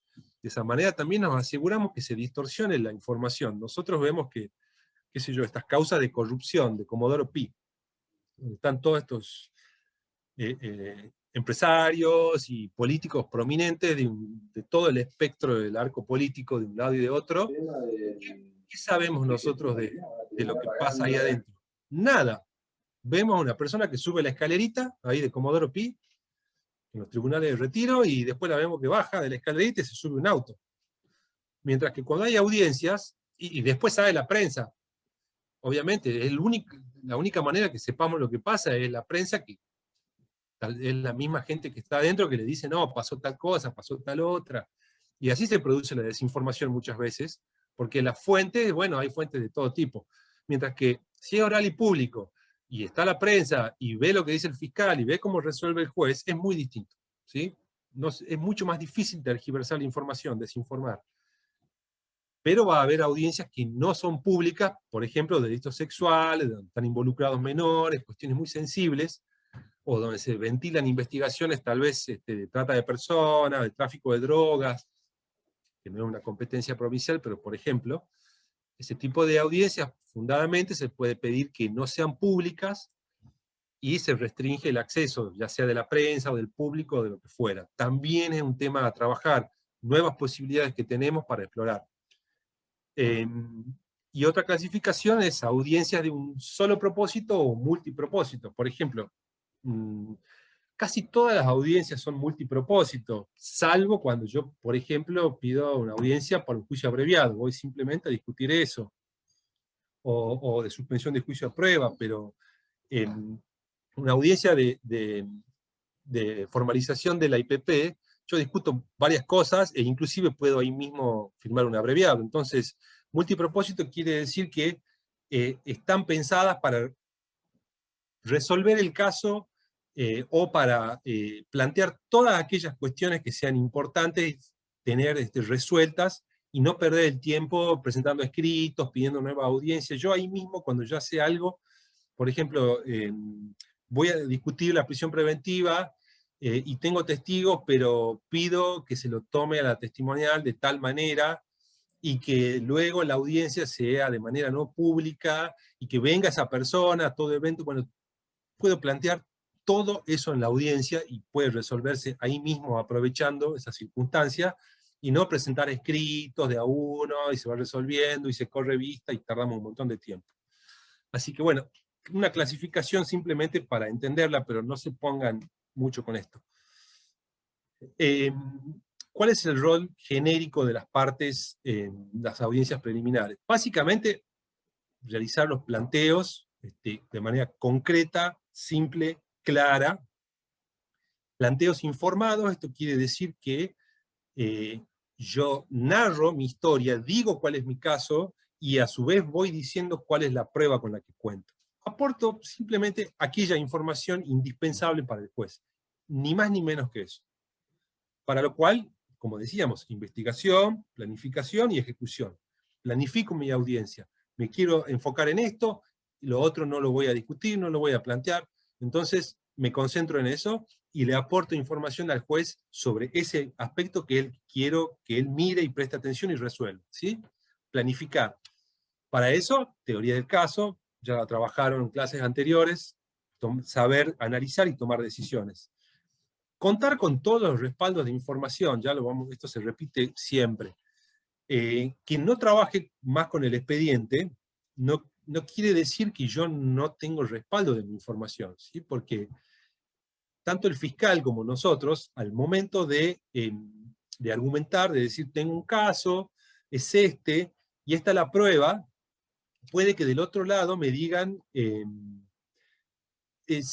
no sé, cualquier cosa, que alguna declaración no tiene la firma, y que quería saber que si eso ya fue subsanado, o que no pudo tomar contacto con las últimas actuaciones, y que quiere saber si el fiscal cuenta ya con la ratificación del secuestro, porque puede que se haya hecho una orden de allanamiento para buscar tal cuestión, tal objeto, pero ahí se encuentra otra cosa, y queremos ver si ya le pidió o no al juez, lo que fuera, ¿sí? Podemos pedirle respaldo de información, y la Fiscalía tiene que contar con eso. Y si somos querellantes también, o sea, si representamos a la víctima, vamos a hacer planteos, tenemos que tener toda aquella documentación que podamos llegar a necesitar, por si nos piden de la contraparte, que se exhiba, ¿sí? Ejemplo hay un montón, pero trabajar en audiencia no quiere decir que no tengo más un papel en la mano, sino que llevo solamente aquellas cuestiones para respaldar lo que se me puede llegar a pedir si se me cuestiona, ¿sí? Y lo que ya dijimos, ¿no? Nuestro rol no solamente es plantear un caso de manera así como lo hacemos en un escrito, sino darle un formato narrativo y a partir de eso saber argumentar. Lo que ya, bueno, teoría del caso, ¿no? No vamos a quedarnos en esto de nuevo. ¿Qué implica identificarlos?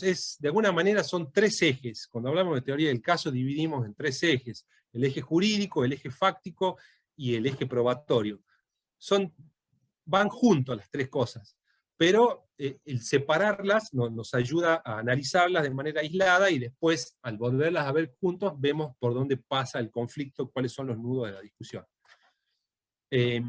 Lo que ya había preguntado el compañero, teoría del caso de la defensa, ¿sí? Aparece la posibilidad de teoría del caso de la defensa. Tenemos las defensas negativas, donde yo simplemente me remito a atacar algún aspecto. La defensa consiste en atacar algún aspecto de la acusación, o en buscar una pena lo más baja posible, cuando estoy complicado de prueba, pero no voy con un relato alternativo, mientras que cuando investigo y puedo plantear digamos, una narración, una historia distinta, tengo que trabajar como fiscal. Tengo que buscar la información, tengo que tener el respaldo y tengo que acreditar la pertinencia de esa prueba. No de mi teoría del caso, porque yo puedo decir cualquier cosa, pero sí tengo que tener mínimamente los elementos para acreditar esa teoría del caso, ¿sí? Mis testigos, mis documentos, mis informes, lo que fuera, ¿sí? El gran desafío para la defensa pública o privada en los sistemas adversariales es equipararse al Ministerio Público, a la Fiscalía, en cuanto a que yo también puedo plantear mi propia versión de los hechos y probarla en igualdad de condiciones, no simplemente ir a atacar las debilidades de la teoría del caso de la defensa. Bien, al final hablé un montón, quería ver si discutíamos un poco más. Quedan 15 minutos a las 7 de la tarde. Yo quisiera, no vi acá qué preguntas tengo, pero me gustaría ver si hasta acá, cómo vamos con, si entendieron todos, y qué preguntas hay, si quieren que conversemos de esto o de cualquier otro aspecto antes de meternos en lo que va a ser la audiencia de formalización, que por ahí la podríamos dejar para mañana y discutirla en profundidad. Así que déjame que lea los chats y los escucho. Si tienen alguna pregunta que hacerme.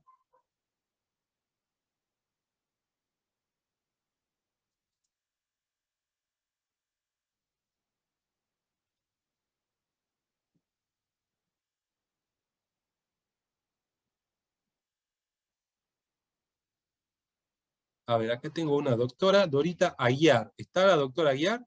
Guasorra. Buenas tardes, doctor. Sí, acá estoy. ¿Qué tal? La quiero hacer la pregunta en voz alta, así la compartimos con los compañeros y vemos si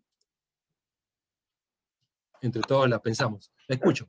Bien, la consulta básicamente es qué pasa cuando la Fiscalía, en este caso específicamente estaba hoy hablando de CABIG, que es, digamos, la Fiscalía encargada de los delitos, digamos, relacionados con violencia de género, cuando determinados delitos no los consideran delitos, específicamente respecto al impedimento de contacto, basándose en que eso es una política criminal que ha adoptado, digamos, que se ha adoptado actualmente en San Juan. ¿Cómo se pelea contra eso? Digamos que no es que uno llega al juicio, sino que es previo a que nos tomen la denuncia incluso. Esa, por ahí viene la pregunta. A ver si entiendo. Desde la cabeza del Ministerio Público se plantea como política criminal ¿qué cosa? ¿Cuál es la bajada de línea del Ministerio Público a sus fiscales? O al menos a la fiscalía esta. Que la ley 24.270 de impedimento de contacto no es un delito. ¿Y no es un delito lo que dice la ley que es un delito? Exacto. Ajá. ¿No será que lo que plantea es no, digamos, no perseguir ese tipo de delito, o que no es lo mismo que no sea delito? Me imagino que esa resolución debe tener algún tipo de justificación de cuáles son los motivos por los cuales se da X instrucción, pero no puede una instrucción de un fiscal general derogar, digamos, el código. No sé si me explico. Yo puedo Sí, pero como fiscal están de mandando decirme... las denuncias, las mandan a juzgado de familia en vez de juzgado correccional. Directamente. Directamente.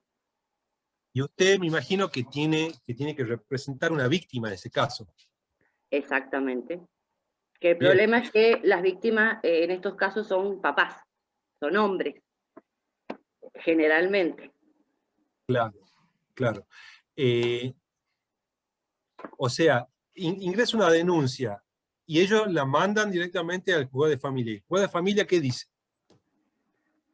No lo toman, digamos, o sea, el tema es que el envío de eso a un juzgado de familia implica que no es Sí. un delito. Claro, pero me imagino que si a un juzgado de familia le mandan una denuncia penal, el juez de familia ¿qué hace? La devuelve y dice esto es una denuncia penal, ¿o no? Lo toman simplemente como una exposición, Bueno, no como ahí un delito. tenemos dos ejemplos, o un mismo ejemplo con diferentes matices de cuando derogamos la ley, porque sí, ¿sí? Exacto. Eso no tiene una explicación procesal ni una explicación dogmática penal. La ley dice lo que dice, y los operadores entienden claramente lo contrario. Sí. Entonces, en ese caso, la pregunta es, ¿quién le pone el cascabel al gato? Esa No sé si sería me la explico. pregunta. Esa sería mi cuestionamiento. No es un problema de diseño procesal. En ese caso,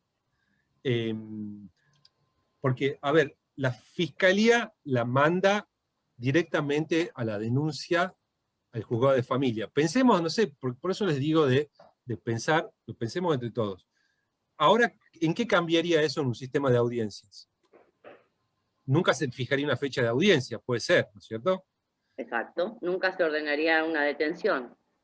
En ese caso, bueno, insisto, primero habría que ver el texto del fiscal general o de la Fiscalía General de qué es lo que instruye, ¿sí? Porque tal vez la interpretación que haga el fiscal en cuestión, o los fiscales, no tenga nada que ver con lo que dice esa instrucción, ¿sí? Los fiscales pueden dar instrucciones de política criminal, pero no pueden derogar ningún código ni ninguna ley, a voluntad, obviamente.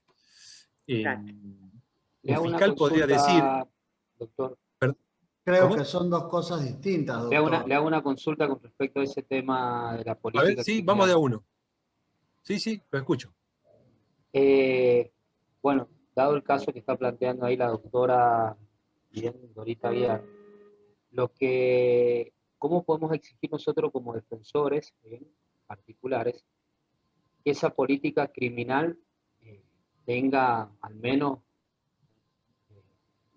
algo de publicidad, bien? Porque lo que sucede hoy por hoy es que depende pura y exclusivamente de la voluntad de los fiscales y digamos, del Ministerio Público en general, en la cabeza del fiscal general, pero no sabemos en base a qué argumentos, con lo cual, bueno, es parte de lo mismo que no tenemos un recurso procesal para poder plantearlo de otra manera, y el código, si bien le da la posibilidad al Ministerio Público de oponerse y nosotros poder acudir al superior, bien, no sabemos qué política hoy por hoy, por ejemplo, en flagrancia se ve que no está clara ese tema, ¿bien? Para algunos sí, para otros no, pero no se sabe por qué. O sea, Entonces, ¿cómo podemos de alguna manera tratar de revertir digamos, esa circunstancia que es de hecho, que no es legal? Doctor, bien. Sí, ¿podría Leonardo, opinar sobre lo que está consultando el colega y totalmente, haciéndome te escucho. referencia a lo que preguntó la doctora Aguiar? Creo que hay dos diferencias. Una cosa es el impedimento de contacto y otra cosa es ya el incumplimiento a ese impedimento, que es por una orden judicial. Creo que ahí habría que diferenciar. En un primer momento lo ponen como una cautelar al impedimento, a la prohibición de acercamiento. El impedimento de contacto es un delito, ¿no está? Sí, Uno lo denuncia y no siempre va al juzgado de familia. Me ha tocado vivirlo en otras causas en donde no siempre va. Yo ajá, instrumento siempre la denuncia a través de fiscalía y en fiscalía se corre vista, o sea, se dan en algunos casos medidas previas y va a la justicia correccional y se investiga el hecho a ese ujú, impedimento, que ahí es el fiscal, bueno, hablando de la diferencia de los dos sistemas, ¿no es cierto?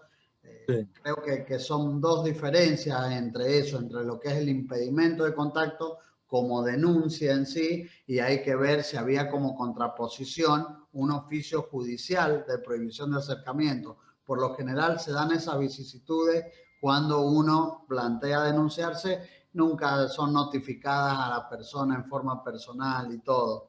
Creo que bien, ahí gira eso, pero no es que no se investiga como delito. Se investiga como delito haciendo la denuncia en la Fiscalía Correccional de turno.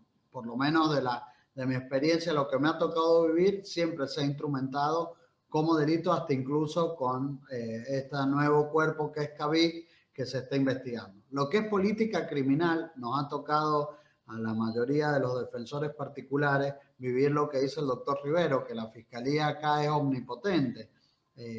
Por ahí el Ministerio Público habla de la política criminal, tiene que siempre darlo a conocer a través del boletín público, es la manera de que nosotros tomamos conocimiento de los fundamentos que tiene el Ministerio Público para dictar esa reglamentación. ¿Qué pasa? Que muchas veces fiscales, porque por ahí hay fiscales que no están tan palpados en el tema, es la realidad, y más los fiscales nombrados recientemente, en su gran mayoría, que por ahí no estaban familiarizados con el sistema penal. Me ha tocado personalmente estar en una audiencia y oponerse a la suspensión de juicio a prueba en una causa de violencia de género solamente alegando que era un hecho grave. Primero y principal, no nombró que por razones de política criminal. Las razones de política criminal es por protección de los derechos de la mujer, su integridad física, y hay un desarrollo hecho que uno puede entender si está fundamentado o no. Eso es otra cosa que uno tiene instancia. Pero creo que es el fiscal quien al momento de alegar una oposición la tiene que fundamentar y es el juez que tiene que resolver si está verdaderamente fundamentado.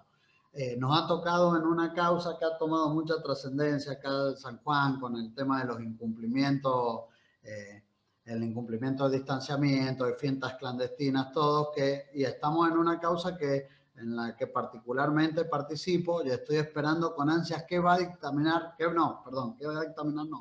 va a resolver la Corte de la provincia de San Juan, pues para mí no está fundamentada la oposición. ¿De qué se agarra el Ministerio Público Fiscal? De una norma específica de este nuevo código que dicen que si no hay acuerdo expreso entre defensor y fiscalía, el juez está obligado a no otorgar el beneficio bajo pena de nulidad. O sea, un disparate total desde mi punto de vista. Entonces, el juez directamente se pronunció por la negativa de la concesión del beneficio a un delito que contempla una pena de 6 meses a 2 años, se estuvo a la oposición de ese beneficio sin más basándose en esa norma. La fundamentación traída por Fiscalía está muy agarrada de los pelos y al momento que se habría cometido ese hecho no estaba publicada, esa política criminal no estaba publicada a través del boletín oficial. Diversos cuestionamientos. A la pregunta que me parece que hacía el doctor Rivero es, nosotros, primero y principal, tomar conocimiento a través del boletín público oficial de todas las políticas criminales que puedan tener en determinados delitos, lo que es la Fiscalía, esa política criminal. Entonces, ¿esa política criminal está fundamentada o no? Y para eso nosotros tenemos las instancias superiores.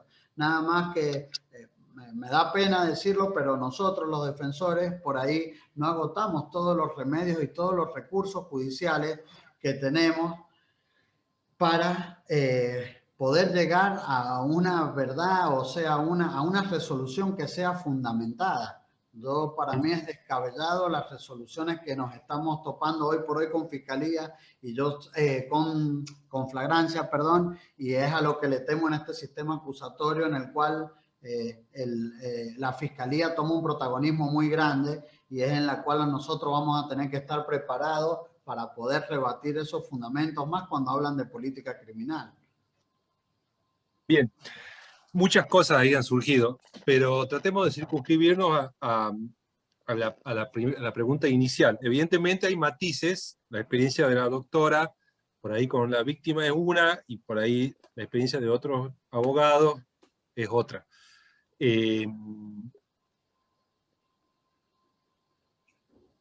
Bueno, por lo pronto tengo varias preguntas, que las estoy tomando nota acá. Disculpe, doctor. Sí. Creo que con relación a lo que exponía, me presento, soy el doctor Leonardo Miranda. Sí. En relación a lo que exponía la doctora Aguiar, muchas veces se circunscribe, o sea, y los matices están dados de una u otra gravedad, por decirlo así, de acuerdo a la sensibilidad social que tiene el tipo de delito de que se trate en el marco de violencia familiar. Sobre todo lo que es, bueno, ya sabemos, amenazas y a mujeres, lesiones, en fin. Y no se le da tanta relevancia a los delitos cometidos hacia el hombre, en un plano total desigualdad. Está bien, está bien. Bueno, ahí ya estamos metiendo en un tema bastante espinoso. Yo les propongo lo siguiente, porque en realidad ya estamos en horario. Yo voy a tomar nota de todas las preguntas estas que están acá, ¿sí? en el chat, y mañana empezamos por ahí. Hacemos un pequeño repaso, empezamos por ahí, y después vemos lo que son las audiencias preliminares en sí, porque insisto, no quisiera quedarnos en conceptos abstractos, quisiera que pensemos cómo va a ser nuestra primera audiencia, cómo va a ser nuestra primera formulación de cargo, de IPP, de prisión preventiva. Y eso sí lo vamos a ver mañana. Pero respecto de la cuestión de la política criminal, porque por ahí venía la pregunta de la doctora y después por ahí nos fuimos, tiene todo que ver con todo, pero la política criminal se supone que los ministerios públicos, antes el juez investigaba y juzgaba. La misma persona. Yo puedo decir que hago malas cosas y es muy raro. Generalmente voy a tender a decir que soy un buen padre, un buen hijo, o que lo hago lo mejor posible. No va a ser lo mismo si le pregunto a mi mujer o a mi mamá o a otras personas. Entonces, lo primero es separar la función de acusar y juzgar. Entonces tenemos un juez que lo volvemos a jerarquizar como tercero imparcial. El que tiene que perseguir el delito va a ser la fiscalía. Ahí está lo acusatorio del sistema, ¿sí? Tenemos a alguien que acusa y otro que juzga. Ahora, los primeros códigos, el de Tucumán, el de Honduras y varios de los primeros códigos de hace 20 años, 20 y tantos años, de los 90 son los primeros códigos, llamados códigos de primera generación, simplemente desdoblan esta actividad investigativa y jurisdiccional, pero al final el fiscal era un pequeño juez de instrucción, era lo mismo pero con otro nombre, desde todo punto de vista. Porque la reforma procesal, en esta conversación, en esto que acaban estas 3 intervenciones, está todo el derecho procesal, porque está la cuestión de las organizaciones, el rol de las partes, qué se hace frente a la manifiesta inobservancia de la ley o al entenderla al revés, etc. Pero bueno, tenemos que, así como en las audiencias tenemos que poco tiempo y tenemos que limitarnos al punto, vayamos al punto de la política criminal. Cuando pasa todo al fiscal, resulta que el fiscal era un pequeño juez de instrucción, nada más que no decidía nada. Decidía el juez.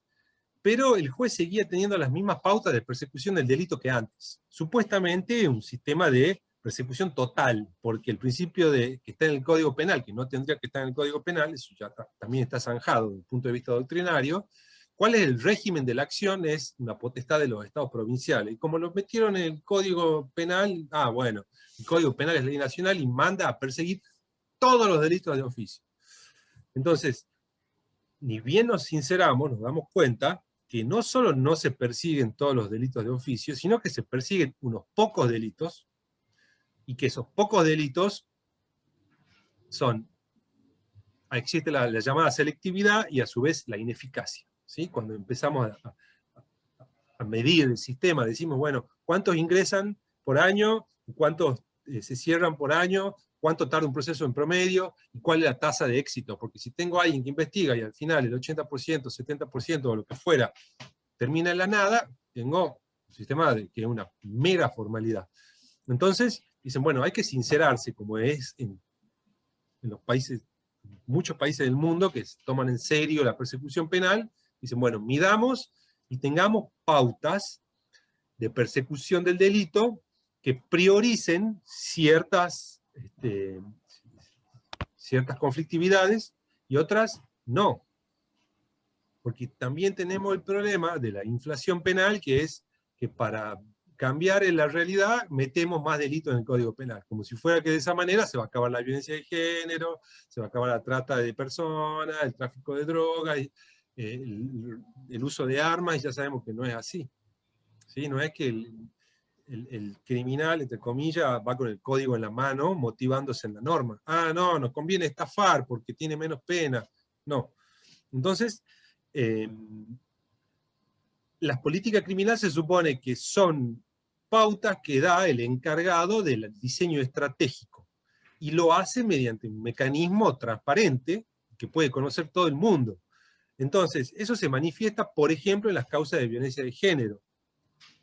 Que el fiscal general diga que en aquellas causas donde medie violencia de género, para lo cual también tendríamos que definir la violencia de género, que es todo un problema, en aquellas causas, pero pensemos en abstracto, donde haya violencia de género, se va a priorizar o el interés de la víctima, o se evitará, por ejemplo, salidas alternativas que no contemplen el tratamiento de la cuestión de fondo, como puede ser si hay adicciones que se trate, o que vaya al psicólogo, o que haga un curso por el manejo de la ira, etc. Entonces, es un racionalizar el uso de la violencia. El jefe de los fiscales le dice a sus fiscales, que son los que en definitiva persiguen el delito, digan, hagan esto, traten de hacer esto. Y en base a esas pautas, es que yo en una audiencia como fiscal puedo decir, no presto el consentimiento para la suspensión del juicio a prueba, porque la instrucción general dice tal cosa. Y yo puedo decir, eso es inconstitucional, porque hay un tratamiento desigual de la ley frente a X situación y el juez resolverá. ¿Sí? Ahora, cuando yo no tengo pautas de política criminal, y viene el fiscal y dice, hay violencia de género, y como hay violencia de género, y como la Corte ha dicho en Góngora, no hay salida alternativa, yo puedo decir, no hay nada en el... Si el código prevé X circunstancias bajo ciertas otras, yo pido que se aplique, y si no se aplica porque el fiscal invoca violencia de género, eso no está en ningún lugar, en ninguna orden, ni especial, ni particular, ni en el código, ni en el tratado, ni en el fallo Góngora. Muchos de ustedes deben saber, terminó prescripta esa causa, así que no sirvió de nada Góngora, al menos a la víctima de Góngora. Ahí sí yo puedo argumentar. Ahora, si no hay instrucciones generales, no puedo argumentar. Ese es el tema. Sí, pero si la instrucción general es ilegal o inconstitucional, bueno, tengo que discutir eso frente al juez. Por ejemplo, si la fiscalía recibe una denuncia y la manda al juzgado de familia, yo tengo que buscar la manera de que se me fije la audiencia de todas maneras y hacer que el fiscal dé explicación en audiencia de por qué, a pesar de que es un delito que está en el Código Penal, él está haciendo lo que hace. ¿Me explico? Sí. Bien, son las 7:05. Yo les propongo que cortemos la discusión, cortemos acá la discusión, que es una discusión, la de violencia de género y política criminal, muy interesante, pero la podemos continuar mañana, y también tengo otras preguntas interesantes acá, como cuál es el tipo de lenguaje, cuál es el límite entre el lenguaje llano y chabacano, otra más sobre la prohibición sobre las instrucciones de la Fiscalía. La continuamos mañana y nos metemos ya a fondo de lo que es audiencia de formalización de la instrucción penal preparatoria. Si están de acuerdo, si no, me quieren hacer alguna otra pregunta o observación antes, me la pueden decir ahora.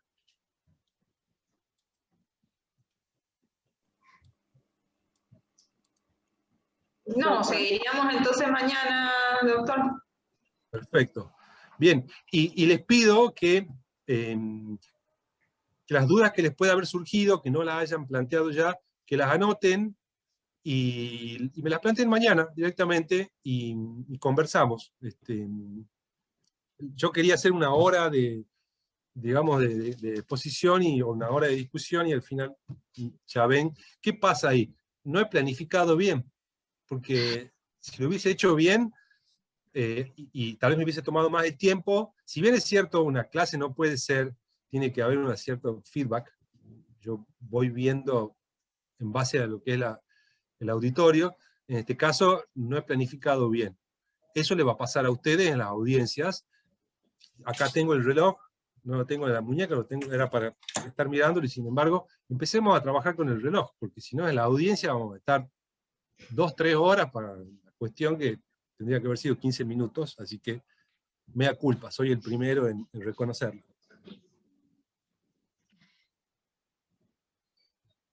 Bueno, entonces mañana a las 5 nos volvemos a reencontrar y bueno, continuamos a partir de donde dejamos hoy con las dudas que hayan podido surgir.